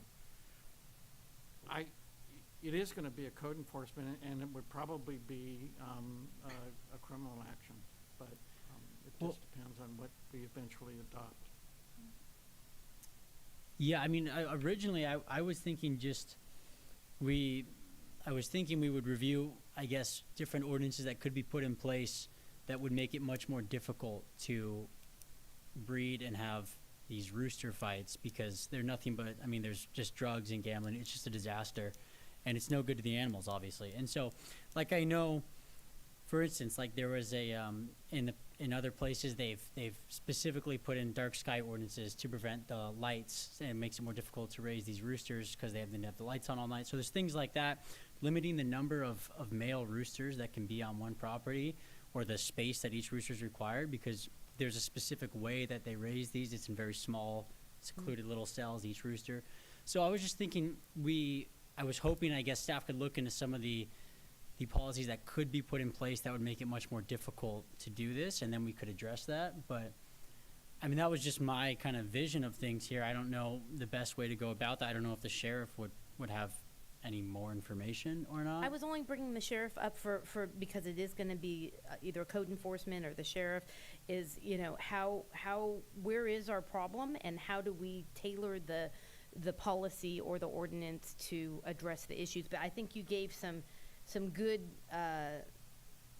key notes here that I think, is there a way you can do some research about what other counties have done with this type of ordinance, and then Yeah, bring in that fact, back as a discussion point? I have a little better handle on it right now, what we're talking about. And I can assign somebody to this immediately and ask them. Well, as soon as we have something, more information, I'll bring it back to the board. And even it's just to continue the conversation and give some examples of what we could do. There are many jurisdictions out there who have ordinances regarding rooster fighting and housing of chickens on residential property. Okay, that gives you some clear direction so that we can kind of move that along. Speeding and Tres Pinos, I believe that's still a COG item that we've got on the discussion list because it's Highway 25. I don't know, but I will make note that we revisit that at COG. Legislative representatives, we're going to do that on the 23rd because we're doing our workshop. Contracts for potholes. Now, Madam Chair, have we identified that one? Can I mean, we've go ahead already and say addressed? that as of 1/16/24, this month of January, we have contracts for potholes. So we're good with that one? Good with that. Okay. So- And we'll just keep giving feedback, and Oh, I'll have him do that during the road. But Road we could update? probably take this off the list now, because we do have a contract for potholing. okay.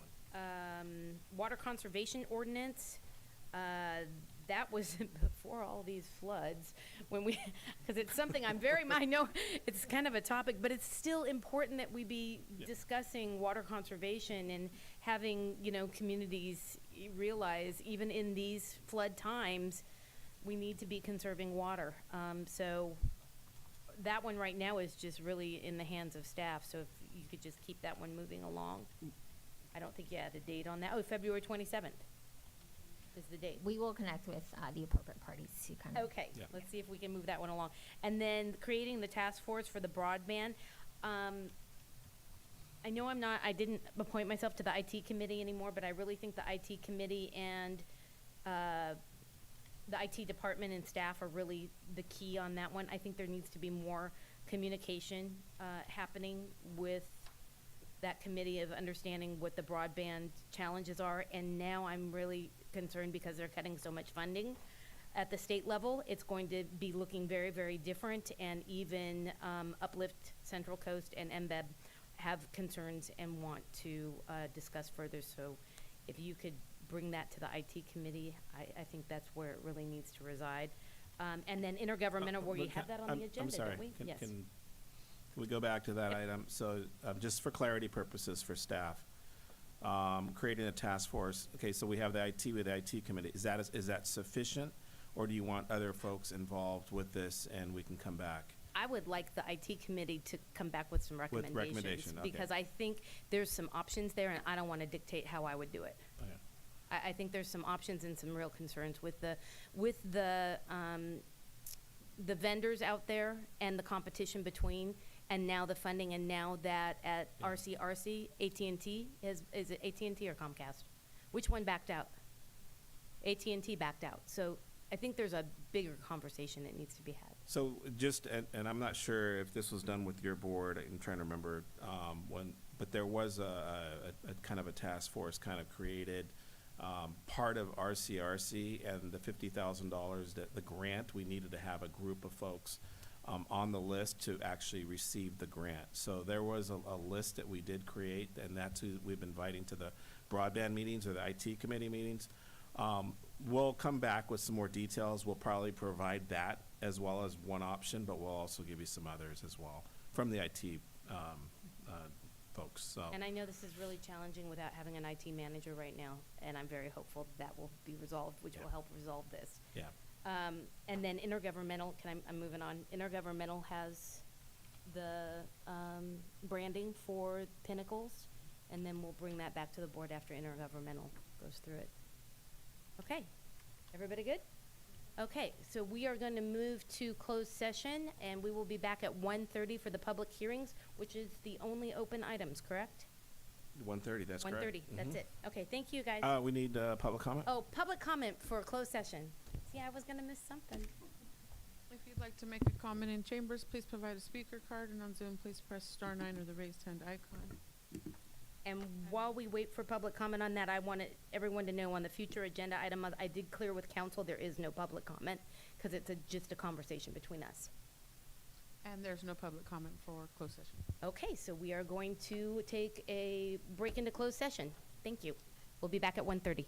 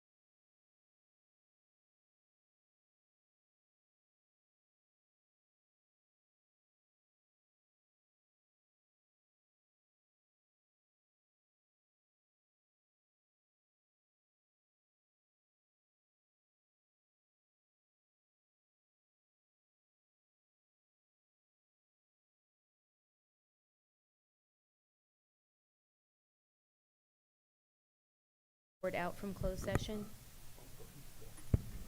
Yes, Madam Chair, we had several closed session. First one, a conference with legal counsel on existing litigation regarding the San Benito Healthcare District DBA Hazel Hawkins Memorial. The board was given information and provided direction to staff. There was also a closed session public employee appointment. A discussion was held, and the board is convening a panel to do interviews. There was also a closed session conference with labor negotiator, all units. A presentation was made and direction was given to staff.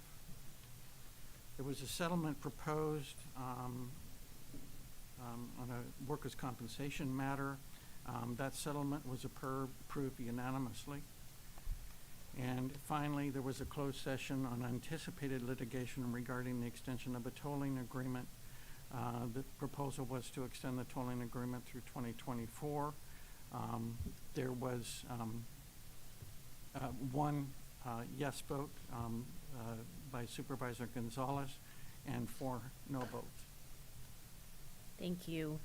Okay, we're gonna open public hearing, and since this is my first one, I just want to confirm I'm reading the entire public hearing item so we're gonna open the public hearing item number 3.1. It is 136, and the item is to hold a public hearing and consider adopting a resolution amending the general plan mapping and text for removal of new community service areas from maps found in the San Benito County 2023 General Plan land use element and removal of related new community policy text throughout the general plan. Good afternoon, Madam Chair and Supervisors. I'm Michael Kelly, Senior Planner, and I am presenting that item, the new community policy, and in particular the recommendation by the Planning Commission from 2 months ago to remove that new community policy from the general plan. The new community policy sets criteria for having new master plan communities in the unincorporated area. It was intended as a way to help try to absorb population growth that was foreseen at the time of the general plan's update about a decade ago. And what would be expected of new communities is a set of criteria on the look, the function, and the location of these new communities. They would not entitle new communities. They would expect a developer, an applicant, to submit an application for general plan amendment, a zone change, a specific plan, and supportive information like does it have water, does it, what will it do to the fiscal environment in the county, and also an environmental impact report would be needed. It would not use what was done for the general plan update, the EIR from 2015. It would have its own. That's what has been expected of anyone who comes forward with this kind of thing. And a development would also have to satisfy location criteria, which is what you see on the map, well, part of what you see on the map. These areas that you see on the map are the 4 kind of first ideas for places that meet the location criteria, or as it was seen at that time. The west of San Juan area, the Bolsa study area, the northeastward Fairview area, and the Union Road area. But other places could be eligible too if they happen to satisfy the location criteria. These ones just happen to have been chosen as the first idea for what could satisfy. We've had just one new community approved, one example, and that is San Juan Oaks. It was actually planned well before the new community criteria came into existence, but the approval documents had finding that to be in compliance with the new community criteria. So that's what was seen as desirable at the time when the general plan was being prepared. to have these new community study areas and new community policy and criteria and directing population growth that way in part. But the thinking has changed since then, and in mid-2022, the board, as it existed at that time, voted to change this and start a process to, voted to start the process toward changing this to eliminate or modify the new community study areas potentially, with particular attention on the Bolsa area, but it applied to all the new community policy.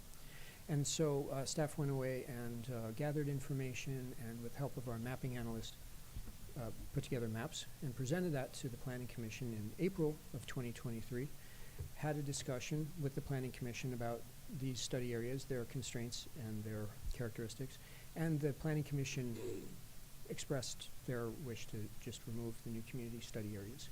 And then a similar meeting happened with the board and the Planning Commission jointly meeting, where a similar discussion happened and similar feeling was expressed. At the same time, planning staff referred this action to other agencies and tribal representatives as state law requires when there is a general plan amendment process happening. And finally, in December, staff came back to the Planning Commission. The Planning Commission heard this question again and adopted a resolution recommending that the board remove new community policy from the general plan. They adopted a resolution that contained the resolution for the board to use, and that resolution is in your packets. A resolution that contains the specific edits that just deletes every occasion of new community policy reference in the text, which was pretty easy to edit because none of the other policy actually depends on this. It's just like cutting off a tree branch. It's just in addition to everything else that's in the plan, and the rest stays in place. So all the edits are right there, and no other changes beyond new community policy would need to be made. And the resolution also contains findings stating what the rationale is for going about this amendment.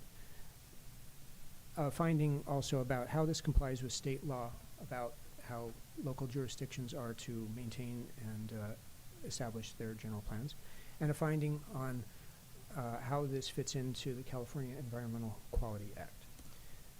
The first finding on reasons to amend, I won't read through this all unless you would like me to do so. I can talk further if you like, but these were the reasons that were before the Planning Commission and are in the resolution for why this is taking place. Pardon me.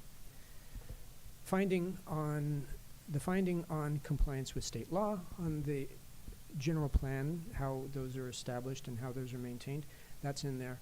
State law requires that a general plan, every jurisdiction in the state of California have a general plan that contains all the necessary elements stated in the law. That is to say land use, conservation, housing, circulation, noise, open space, and safety. And of those, it is the land use and conservation and open space elements that are being edited here, which actually go by different names locally, but as the state sees it, it's those three. And everything that the state expects to see in these mandatory elements will be maintained.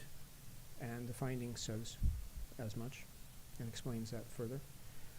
The finding also refers to the state law on establishing an environmental justice element, something that right now we do not need to adopt, but the finding needed to address it anyway, because the state law says that if two or more mandatory elements are being amended, then the local jurisdiction needs to establish an environmental justice element in the general plan if it has a kind of sufficient overlapping of socioeconomic disadvantage and environmental hazard somewhere in the community. And regardless of whether we have some socioeconomic disadvantage or environmental hazard in the community, we don't have the overlapping necessary that would require us to have the environmental justice element. And the finding also says that to acknowledge that bit of state law. That's that finding. And then the third finding is on California Environmental Quality Act, CEQA. To say that, well, every discretionary decision, other than those that are specifically exempt, made by the county needs to have its environmental effects disclosed. And this finding says that has already been done with the general plan update EIR certified in 2015, which at the time studied scenarios of having and not having new community policy, and more or less finding the same conclusions for either case. And when it was certified, this EIR, when it was certified, the mitigation measures corresponding to having no new community policy were the ones that were adopted, even though the plan has new community policy.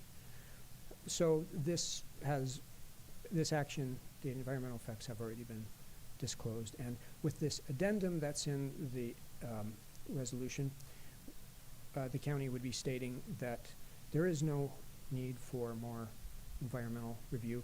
There is not change to the policy, the circumstances around the policy, and there is not new information of substantial importance putting doubt into the conclusions made by the EIR. The EIR takes care of analyzing, disclosing what would be resulting from this, and so the addendum says there is no further analysis needed, no subsequent EIR, supplemental EIR, etc. That's the CEQA finding, and that's the resolution. And so staff recommends that the board review the staff report, hold this public hearing, and anyone who wants to speak on it, and adopt the resolution to amend the general plan as recommended by the Planning Commission. And I can take questions if you have any questions. Okay, first let's open it up to public comment. If you'd like to make a comment in chambers, please provide a speaker card, and on Zoom, please press *9 or the raised hand icon. In chambers, we'll start with Alberto.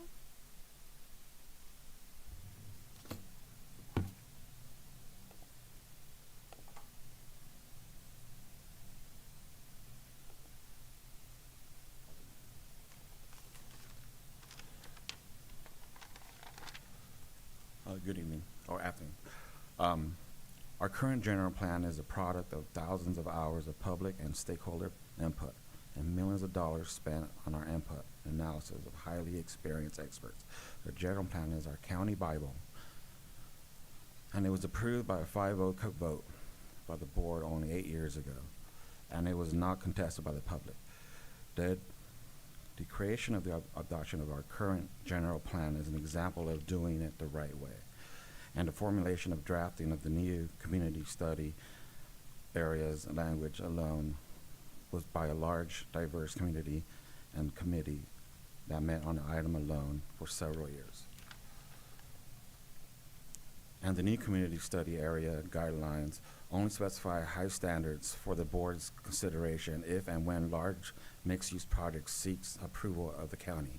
They don't entitle anything, and eliminating them accomplishes nothing except lowering the bar for those developers and supervisors when we care nothing about holding potential new projects to high quality standards. Sound land use policy instructs and guides our supervisors to consider and make changes to an existing general plan only if they are either urgent or critical to the well-being of our residents. The changes you are considering are not urgent, not necessary, and certainly not critical to the well-being of our residents. And these changes are being made in the back room. You saw no community input. You talk a lot about fixing the roads, but this is yet another example of this board continuing to waste time and available taxpayers' money without actual accomplishing anything for the county.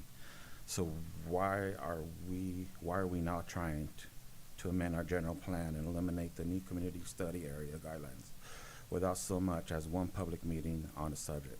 A transparent process should include input from the chamber, from the Farm Bureau, and from the community at large.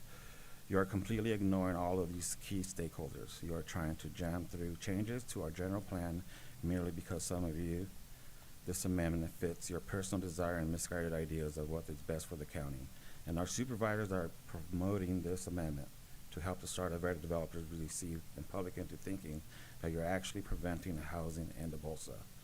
Every poll in the nation provides you with clear proof that our voters are tired of the lack of transparency and the self-interest exhibited by our representatives. The general plan change that this board is considering today is a further example of political and self-interest outweighing transparency and real needs to the county. Please do not make changes to our county bylaw without thoughtful input to our community. Thank you. Thank you for your comments. Next in chamber, Jackie.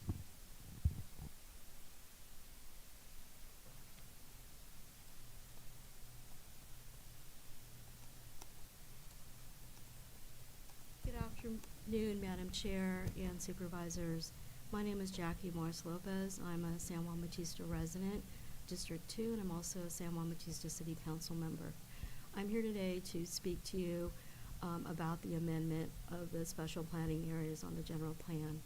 You have the option, all municipalities do, city and county, to amend your general plan up to 4 times a year. This subject that is coming to you for a vote today, I feel that there has been opportunity for public input. It's difficult when people have to work, I understand that, but there are other ways to come. And right now, I disagree that this is kind of an urgent issue with the gentleman before me, because we do have a crisis with our infrastructure, i.e. roads, i.e. housing, and to look at the outskirts and the rural areas where these planning areas lie does not make good sense. We as a small city are also struggling with our infrastructure with street roads and water and sewer. So to go ahead and approve and allow this type of development, to me, equates with the footprint of urban sprawl. I think we have enough capacity within our city limits and closer to our seats of government and infrastructure to consider all of the needs of our citizens and tackle those rural roads. I was on the valley yesterday just to check out those no left turn signs, and I believe I rode on one of the arterial roads, I think it was Bixby, and I was like dodging minefield. There were potholes no matter where I rode my car. I just drove it through the car wash because it just got full of sludge. So I think, we're fooling ourselves if we think that we can actually look at that. I think we need to hit the pause button, and we need to take it down a dial or two and take care of our needs now. I'm not saying that I am against development. I think this decision is wise right now, and I do speak to my constituents and other people out of my city that are for this, to please put it on pause and amend it. Thank you. Thank you for your comments. I have someone on Zoom.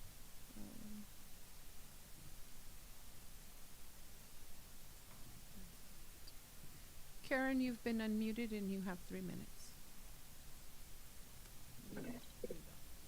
Thank you. I'm extremely disappointed by the actions of this board regarding the removal of the new community study areas. Amending our general plan is a serious action and one that should not be undertaken lightly. But that is exactly what this board is doing by trying to quickly force through this massive change without a single meeting with the public or other county groups who may have something valuable to add to the conversation. The elimination of the new community study areas is clearly being driven by the enormous self-interest of members of this board. Some members want to further the interests of Strata Verde, whose representatives claim this amendment would prevent their building housing in the county. However, 18 months after this amendment was introduced by Supervisor Tiffany, your own staff have unequivocally stated that this amendment does not affect in any way what can be built or were in the county.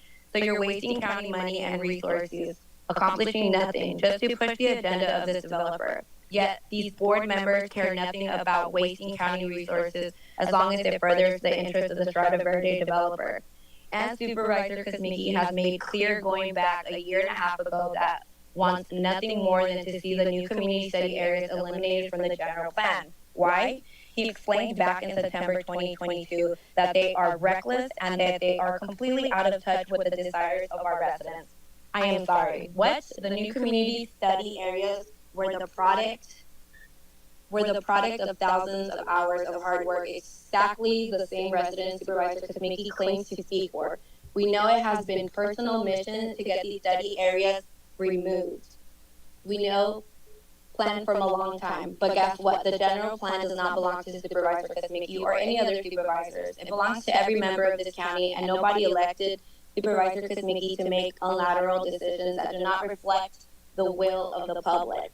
Furthermore, I find it quite ironic that Supervisor Kosmicki is bringing this issue up for a vote a mere 4 weeks before the primary election. You see, back in September 2022, Supervisor Kosmicki called out his fellow board member, Bob Tiffany, for doing exactly the same thing Supervisor Kosmicki is doing here today. At the time, Supervisor Tiffany was strongly opposed to Measure Q and R that were on the upcoming November ballot. Supervisor Kosmicki said at the September 13, 2022 board meeting that Supervisor Tiffany's proposed elimination of the new community study areas was clearly politically motivated to influence the votes on Measure Q and R. Supervisor Kosmicki said, and I quote, "I am uncomfortable with the timing of this, considering that the ballots are going out in a matter of weeks, and I don't think we can deny that this is at least motivated by the implications of Measure Q and R. You can't have it both ways, Supervisor Kosmicki. Thank you." Thank you for your comments.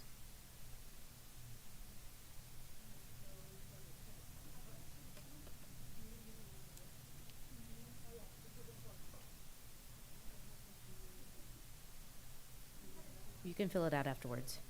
Yeah. Thank you, Madam Chair.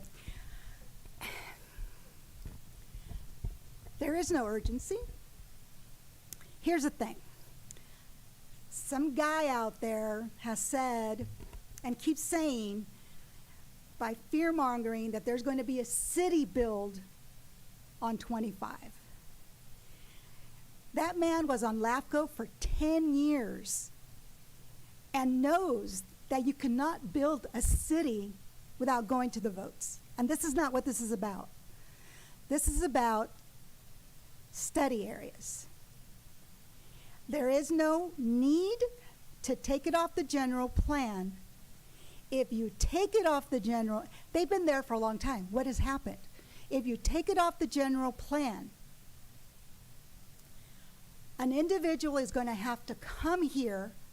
They're going to have to spend money to amend the general plan. Even if someone wants to do something and the studies or the areas are there, it's not costing any money, and the county's not losing any money by those areas being there. So why would you and a property owner that's had it for 100 years and they finally decided that they want to do something where they can make money, you're going to say, well, you know, somebody will say, well, if they want to do it, they're going to have to pay the money. They don't have to pay the money the way it is now. They still have to go through every single process throughout. It costs a lot of money to do it. All you're doing is by taking it off the general plan is adding more money, because then you're going to have staff time, and that individual is going to have their consultants, their attorneys, whatever it is, to come before you, the planning commission, then come for you to amend the general plan. In my opinion, and that's what I'm here for, I am hoping that you agree with me. There is nothing wrong with the way they are now, because it doesn't guarantee anything. So why change it? Why amend it? What is the benefit? What is the financial benefit, and what is the benefit for cutting staff time hours to take it off, to keep it on? You've already spent the time and the money with staff to take it off. Do you not consider that they'll have to redo this again to put it back on? So it doesn't hurt anybody to leave it the way it is. The general plan took a lot of people. It took, if I remember correctly, it took almost 40 people, a lot of public input. It was well done. So please keep it. Thank you. Thank you for your comments. I have no further public comment. Okay, we're going to bring it back to the board. Any questions for Michael? Yeah, Madam Chair. Mr. Kosmicki? Can we clarify the timing of why this is here now and how we ended up February? I just want to make it clear I have nothing to do with the timing of this and the election. I frankly don't care when we do this. It is true. It wasn't. It came down to, I don't know if I would say staff capacity. that would be part of it, to work on this. What I would say is, do you have a thought? Okay, Abraham. Well, there's allegations that this is politically motivated. If you could just clarify who decided that this was going to be this time frame and how it came to be. Thank you, Supervisor Kuzmicki, Madam Chair, members of the board. So yeah, like Michael indicated well in his one of the slides, and I was writing them down here. In September of 2022, the initiation began. Whenever there's anything that wants to be adjusted on the general plan, it first starts, as you all know, with an initiation aspect. And so then in September 2022, there was a request to begin that initiation aspect before the board. So staff came before the board and started that process, and the board adopted that resolution. And so then we were working on it. Everything takes time. We were looking at any type of significant impacts that may result with this general plan amendment as part of our evaluation, and what type of CEQA document we would incur or have to prepare for this document. And so working with the legal team, we noticed that really by taking things out of the general plan, in this particular case, potential community study area, that the impacts we were not necessarily adding additional significant impacts. We were more kind of removing some of those impacts. So then we did, in working with the legal counsel, we determined that the CEQA document was more in line with categorical exemption. So based on that work that we started working on that route, and then we had like Michael mentioned, in April we came before the Planning Commission, and we had a meeting then with the Planning Commission. Then, if you recall, at the June 6th meeting, that Joint Planning Commission Board of Supervisors meeting, we had another meeting kind of to give the board an update, and the Planning Commission and the public an update of what was going on. And there was opportunity for comment there as well, and continue working on this. Like Michael indicated, there's requirements where when there's a general plan amendment per AB 52, we have to consult with other consultants and responsible agencies, including tribes. And so we went through that process, and that there is a requirement, a minimum of requirement of a certain amount of days where we would require comment. So all of that kind of led to the December 2023 Planning Commission meeting, where by law we would have to take it before the Planning Commission for the Planning Commission to essentially recommend to the board whether to recommend approval or recommend denial or recommend either or with conditions. And so after the December meeting, we are here before you today. So that's just kind of a process. And like Michael said, just we're working on it with staff working on it. This was internal, took a little bit more time. We have all these different projects. Who decided the date of the meeting today, this meeting, that it would be on today? Well, after getting the confirmation from the Planning Commission's determination, and then after that, getting everything ready, we still have to prepare a staff report and all that. So based on that timing, we as staff felt that today would be the first available opportunity. Okay, just want to clear up, these conspiracy theories that people come up with, pretty bizarre stuff.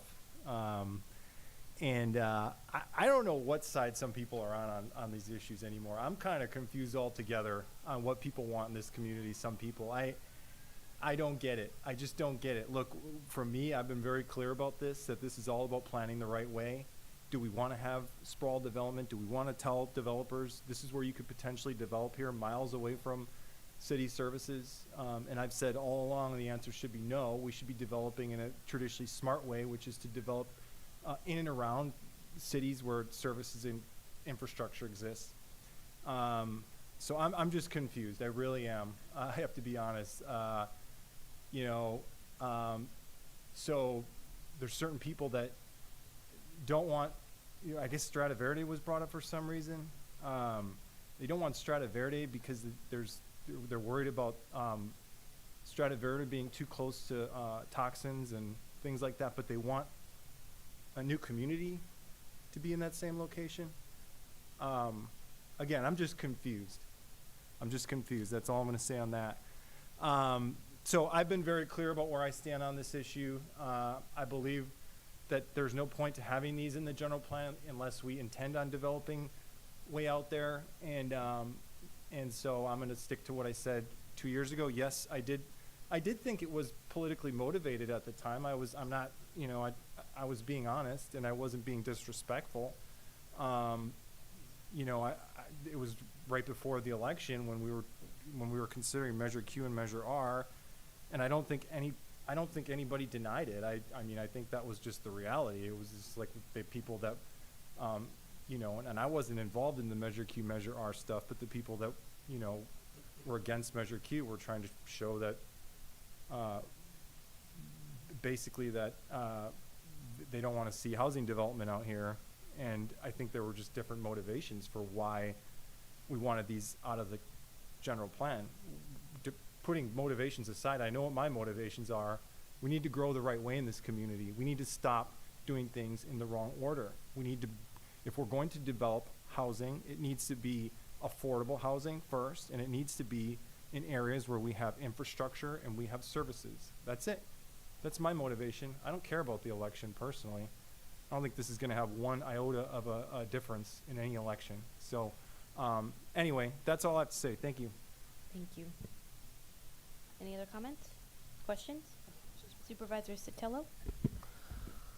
So I have to kind of agree with Supervisor Kosmicki. I'm feeling a little bit confused right now. So do you know, are there any projects right now for any of the community study areas that would be impacted by this change, or how would it impact this change? So if this was put in 2015, part of the general plan, have there been any projects that have? We have no project. We have no project that would be changed by removing this new community policy from the plan. I might say I'll say that to clarify, something I should have mentioned in the presentation is that the new community policy does give a bit of policy support for the kinds of developments that would meet the criteria. But a lot of those could still happen. They would still need to go through all the proper process. It would be a bit less support. It would be less support from the general plan, because then the applicant would have to then say, okay, this is an idea that is not there.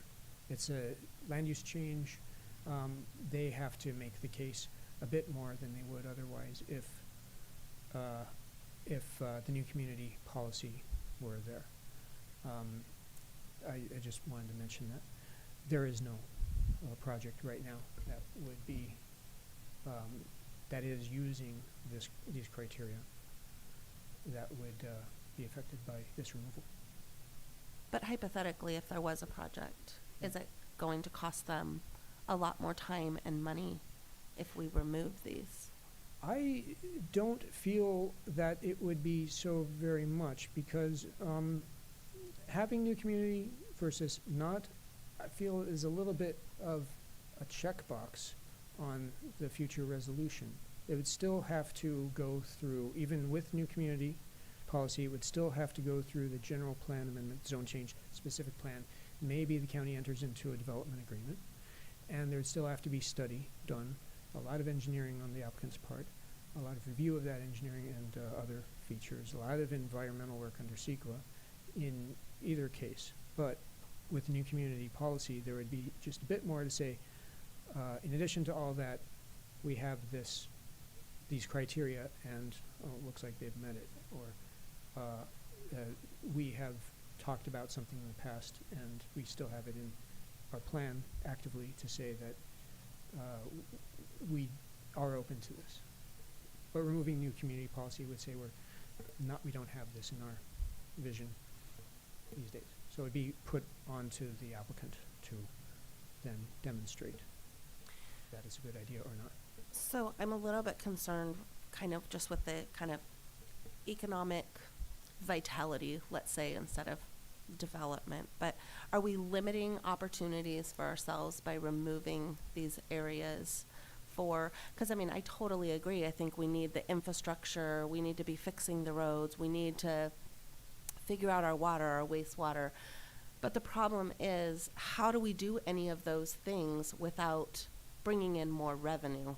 And so, are we cutting our feet out from beneath us if we take these study areas out? Are we limiting our opportunities for economic opportunities?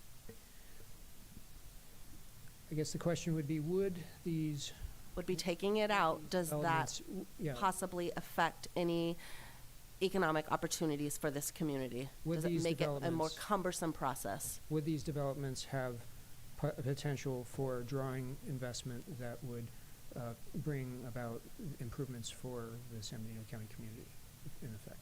That's the question.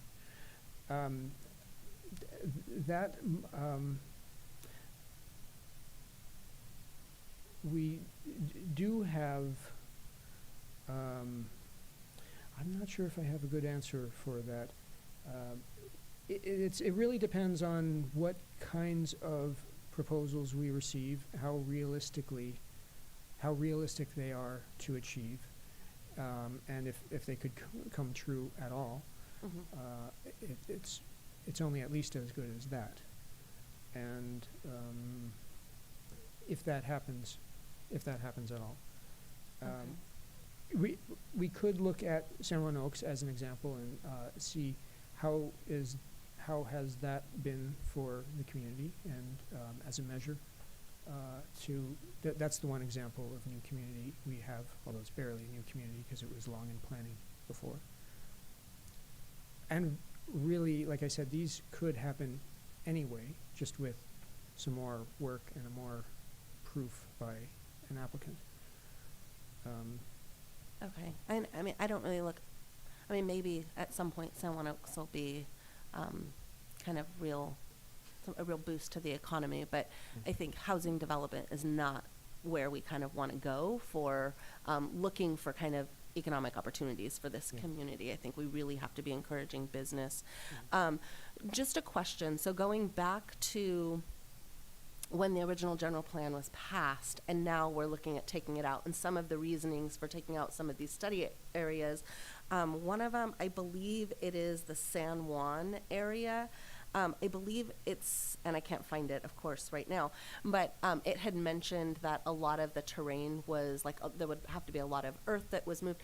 Was that a consideration previously? I mean, I feel like we're using it as an argument to take it out now. Was that not previously looked at as a consideration? It seems like it would have been a weird thing to originally put in if it was going to be problematic. So why wasn't that considered, I guess, previously, and now we're using it as an argument to remove this community study area? It would have been a challenge, and I believe there was an idea for some intensified land use in that area at that time, passing through our office. But realistically, is it going to be a kind of development that could be efficiently done that achieves the goals of, I mean, for one thing, the terrain, the environment there, is this the kind of thing that would be desirable for a new community, or is it just going to be too much a challenge, maybe hazardous? So that is why that has been rethought. If I may return to an earlier point that you made about economic, since you were talking about mainly housing, the study areas would be expected to have, I mean, it would be new communities, would be housing, there would be services there for the residents there. So there would be some commerce happening in that form. There would be the challenge of finding location for some kinds of employment there. Would this be an attractive place for employment? I would imagine that it would be very difficult for some of that employment to be industrial type employment. So as far as economic benefits, as in job creation, revenue from a taxation of one sort or another. There could be that. It could be limited, I would imagine. Just, I guess that's not a very fully formed thought, but that is my thought on the point you made. Thank you. I appreciate that. Okay, no, I don't have any further questions for the moment. Thank you. Supervisor Zanger? Yeah, thank you. So I was also a little bit confused hearing the comments. It was a little confusing, and I think I put it together. And so from what I understand, the accusation is that this is effectually a pro-Strada Verde move because it would eliminate potential of housing there, which is one of the arguments against Strada Verde. I think that's the accusation. I'm a little confused by it as well, but I would just say that this has nothing to do with Strada Verde or any specific project. It doesn't live in my head like that. I'm thinking about this right here on its own, and it's very simple to me. It just don't want to encourage development like this way out here in these areas. So it's just very simple. I don't want to encourage it. And the previous board wanted to get rid of these. The Planning Commission wanted to get rid of these. And then us and the Planning Commission wanted to get rid of these. And then the Planning Commission again recommended getting rid of these. So it seems pretty clear what to do here. I don't understand why we would go through all this for all this time and then walk it back at all. So I'm just in favor of eliminating these as recommended by the Planning Commission because it is not good policy in my opinion. Supervisor Gonzalez? I have nothing more to add to the conversations. Some of the questions that were asked already addressed my concerns. And I'm glad I'm not the only one who was a bit confused. I think we're going to have a unanimous board on confusion with my comments. So if I can just step in. Go ahead. I'm good. Thank you. I am not supportive of going backwards from something that had started such a long time ago. I am concerned about economic vitality in our community, but I don't feel like stopping this from happening. I think infrastructure is our #1 priority and revenue generation. And if we have to push pause for a moment and step back and reassess, I think that's what we need to do. I've learned a lot this last year about our infrastructure challenges with water, wastewater, roads, all of that. And the process you go through for development, which is way more difficult than I think anybody realizes, especially because of our lack of services. So if we're going to be strategic about economic vitality, I think we need to really start putting in where we are wanting and what we want that economic vitality to look like. And that doesn't necessarily mean houses, because I don't think there's anybody on this board that thinks houses are going to solve our financial problem.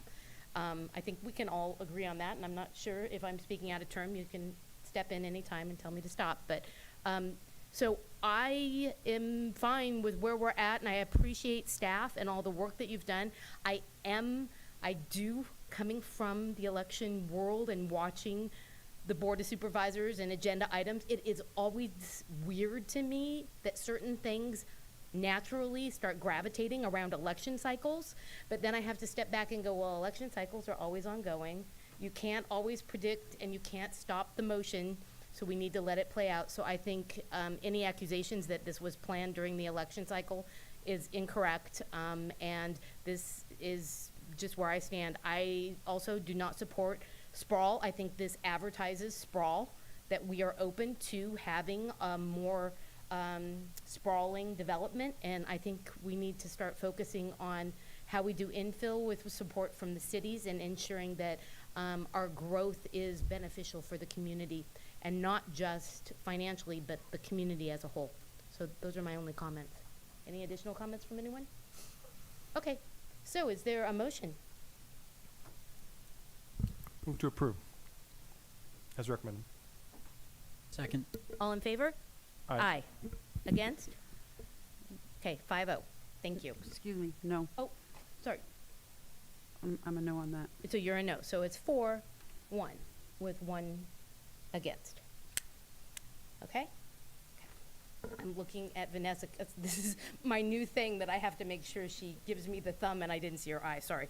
Okay, moving on, we're gonna close this public hearing, correct? I'm doing this right? It is 2:19. We're gonna open the next public hearing, which is 3.2. We're gonna open up the public hearing, accept a presentation, and hold a public hearing to introduce and waive the first reading of the ordinance transitioning from a non-exclusion franchise agreement to hauling permits, and direct staff to hold a second hearing for adoption of the February 27th, 2024 meeting, adopt a memorandum of understanding between the Integrated Waste Management Regional Agency members for the establishment of a hauling permit. So we're opening that hearing. Hello again. Hello. Joining me today, I have Catherine Ramirez, our staff analyst, and Rose Radford with R3 Consulting, our solid waste consultant. For today's public hearing, we are introducing an ordinance amending the solid waste regulations, Chapter 15 of the San Benito Code. These amendments pertain to non-exclusive franchise solid waste collection in order to assist the Integrated Waste Management Regional Agency, which represents the cities of Hollister and San Juan Bautista and the county unincorporated, with mandatory state reporting requirements through a permit system. The City of Hollister City Council did hold a similar public hearing last night and also approved a memorandum of understanding which formalizes this permit system relationship between the three jurisdictions. Catherine is going to now provide us with a little bit more background and information regarding these changes. Good afternoon, Supervisors and CAO Espinoza. These code amendments presented before you do not impact the exclusive contract Recology holds with the cities of Hollister, San Bautista, and the county of San Benito. As you can see, the exclusive franchise for Recology does not include temporary roll-off or debris box service. Instead, the non-exclusive franchise agreement, which we'll be referring to as NEFA, is a competitive program that grants haulers the non-exclusive right to collect solid waste and provide temporary roll-off debris box service within the unincorporated areas of the county. By way of illustration, let's say the recent storms caused a resident damage to their property, which caused significant debris that is in need of disposal. This resident would likely utilize a roll-off delivered by an approved hauler to their property for placement of the material damaged by the storm, as it would not fit in their regular Recology bins used for weekly collection service. The resident has their choice of haulers from our approved hauler list that is administered by Integrated Waste Management. All approved haulers have agreements with the county, and these arrangements require the haulers to pay the county a franchise fee based on total gross revenue of the service provided, and currently our fee is 5%. The current NEFA process between the county and the cities is to monitor hauler solid waste collection, and this has been in effect for several decades without revision. Our goal with this code revisions and MOU between the regional agency members, apologies, I don't know what I did. Okay. Is to formalize our relationship and to streamline the overall process for staff and for the haulers. These revisions will further our compliance with AB 939 and the newer SB 1383 regulations and reporting requirements. On the next slide, here is the map of the mandatory area in red where Recology does have, where they provide service. And then we have the voluntary area where Recology can be requested for service. And then we have the discretionary area where Recology doesn't have to provide service. So who needs NEFA? Any solid waste hauler that collects garbage, recyclables, organic materials, and construction demolition materials in San Benito, Hollister, and San Bautista. As mentioned before, currently there are monthly reporting and payment requirements for the haulers, and Integrated Waste Management staff reviews the monthly reports and administers applicable payments to the cities and the county.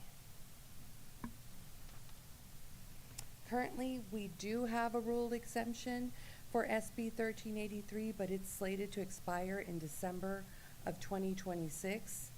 The proposed permit language anticipates these changes, and there are also existing reporting requirements outside of SB 1383 that are required now for all 3 of the jurisdictions, and through this permit system, we will be better equipped to report on behalf of all of the agencies. Now I'm going to hand this off to Rose. Good afternoon. It's great to see you all again. Rose Radford with R3 Consulting. So this is a significant adjustment to the way that solid waste services will be performed in unincorporated county, especially outside of the area that Recology serves currently. So it is going to affect potentially the businesses and residents that are in unincorporated county that may only be receiving probably garbage service currently.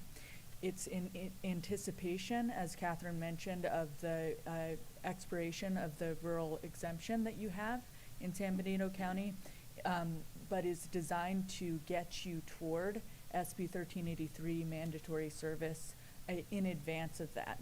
I think fundamentally the issue is that your staff doesn't have a lot of information about what even customers are out there, what they're subscribed to currently.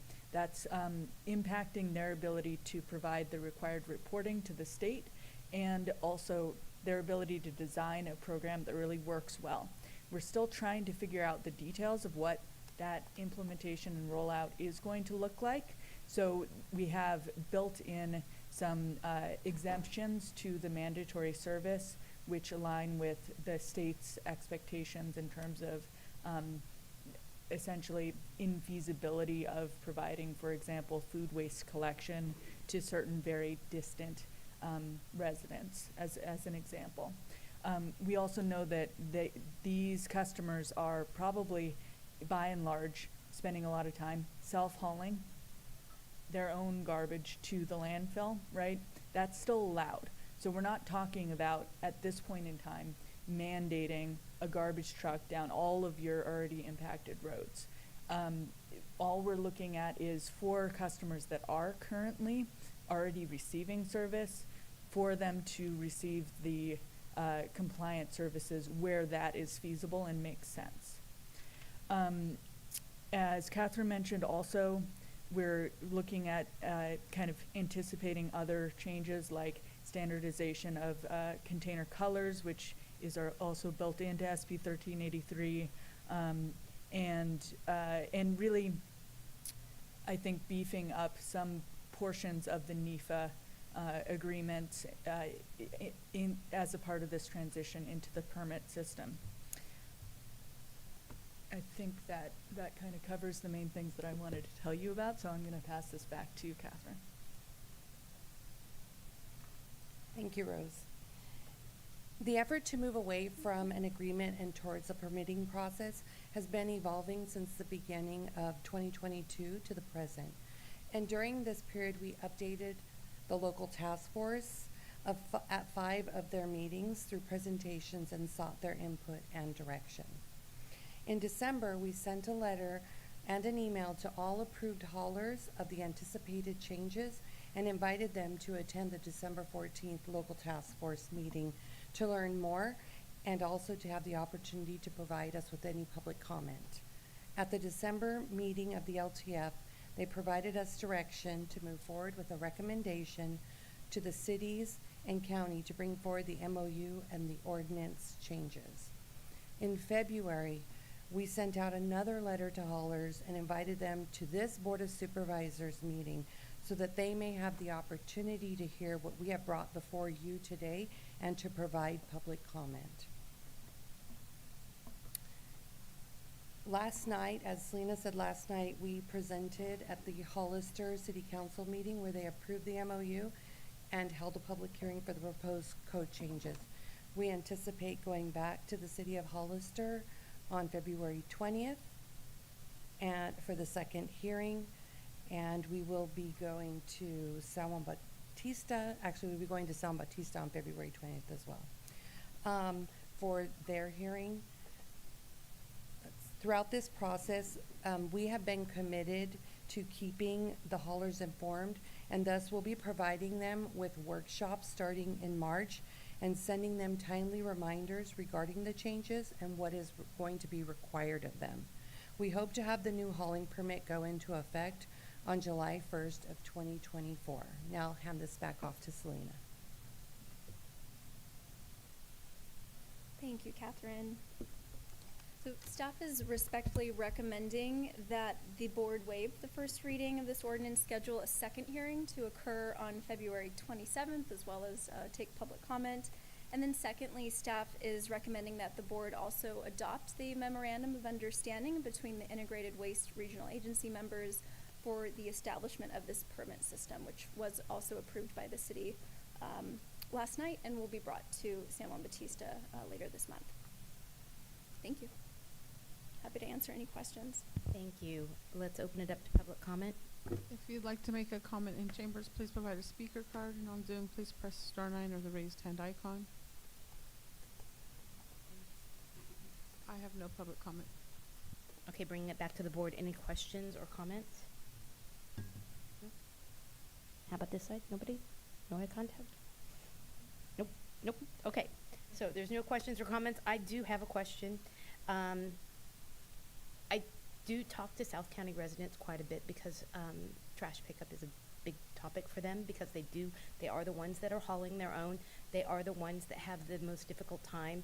So this legislation is moving trash removal into the unincorporated areas during like a transitional process.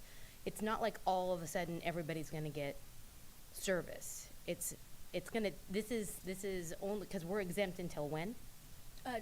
December 2026. So starting 2027, we will, and hopefully work towards compliance prior to that, Right. but not wait, but yes. So 2027, everyone will have trash service is what we're saying? I'm going to have Rose speak a little bit more to that. The reason I'm bringing this up is because this is a huge impact. And it's a conversation I've only just heard of SB 1383, or yeah, do I have that number right? Yeah. In my research of the landfill and finding out that the landfill expansion is not really looking at this type of legislation, and this is a conversation maybe we can have offline, but I want to understand this completely because the ramifications of some of these things that are going to happen over the next several years are financial impacts on the county that are, and residents that are going to be substantial. So please. Yes, so you have the advantage of having the rural exemption currently, which means that you will be one of the last counties that need to figure this out. There are a number of counties who have made the decision to move to fully mandatory service, which means that each occupied parcel is required to subscribe to service. That was their interpretation of the way that SB 1383 would be applied in that particular county. And the reason is that SB 1383 requires all residents and businesses to separate out any organic waste, which includes food waste as well as paper waste, meaning that recycling service and organic service is essentially required. It is possible to imagine somebody complying with SB 1383 by separating out their food waste and separately delivering that to a place, possibly not the landfill. But it's difficult to see that really happening in practice, which is part of the complicated decision-making around how this would really look in unincorporated areas. So I can't tell you right now that I have the answer for you, but I can say that when we get a lot closer, then we'll have hopefully more information about how this is rolling out in other places. Of course, California as a whole is mostly characterized by highly rural areas. So it's, we'll have more information on that soon. I can tell you that. Okay, thank you. And we are already having discussions with some counties, rural counties similar to ours, that are implementing this right now. I believe it was Mariposa County, do I have it right, that we met with? YOLO County. So we are learning from them, and we'll take those programs into consideration, and what kind of exemption processes they're offering. Yeah, I really want, so any events you're having on this, I really want to be included in them, because this is a topic that the South County is always talking to me about, but they don't understand what's going to happen and how it's going to roll out and how it's going to affect them, especially in the ranching and Right. the cattle industry. I mean, this is a big piece of legislation, and it's going to have a lot of ramifications in the future. So thank you so much for the presentation. If there's no other comments or questions, okay, we're going to close. Oh, we're not going to close the public hearing. We're going to take action on the public hearing, aren't we? Or are we just hearing and moving to the next? We're waiving the first read, but there's a few other asks. Yep, there's a few other asks there, so let's Mhm. just pull it up real quick. If you want, I'll go ahead and make the motion. You then. go right ahead. I move to waive the first reading of the ordinance transitioning from non-exclusive franchise agreement to hauling permits, and direct staff to hold the second public hearing for the adoption on February 27th, to adopt a memorandum of understanding between the Integrated Waste Management regional agency members for the establishment of a hauler permit system, and to authorize the chair to sign. Is there a second? Second. Okay, Got it. all in favor? Aye. Aye. Thank you. Against? Okay, 5-0. Okay, with that, we're going to close the public hearing at 2:36, and do I have a motion to adjourn? So moved. Second. All in favor? Aye. Aye. Thank you, everybody.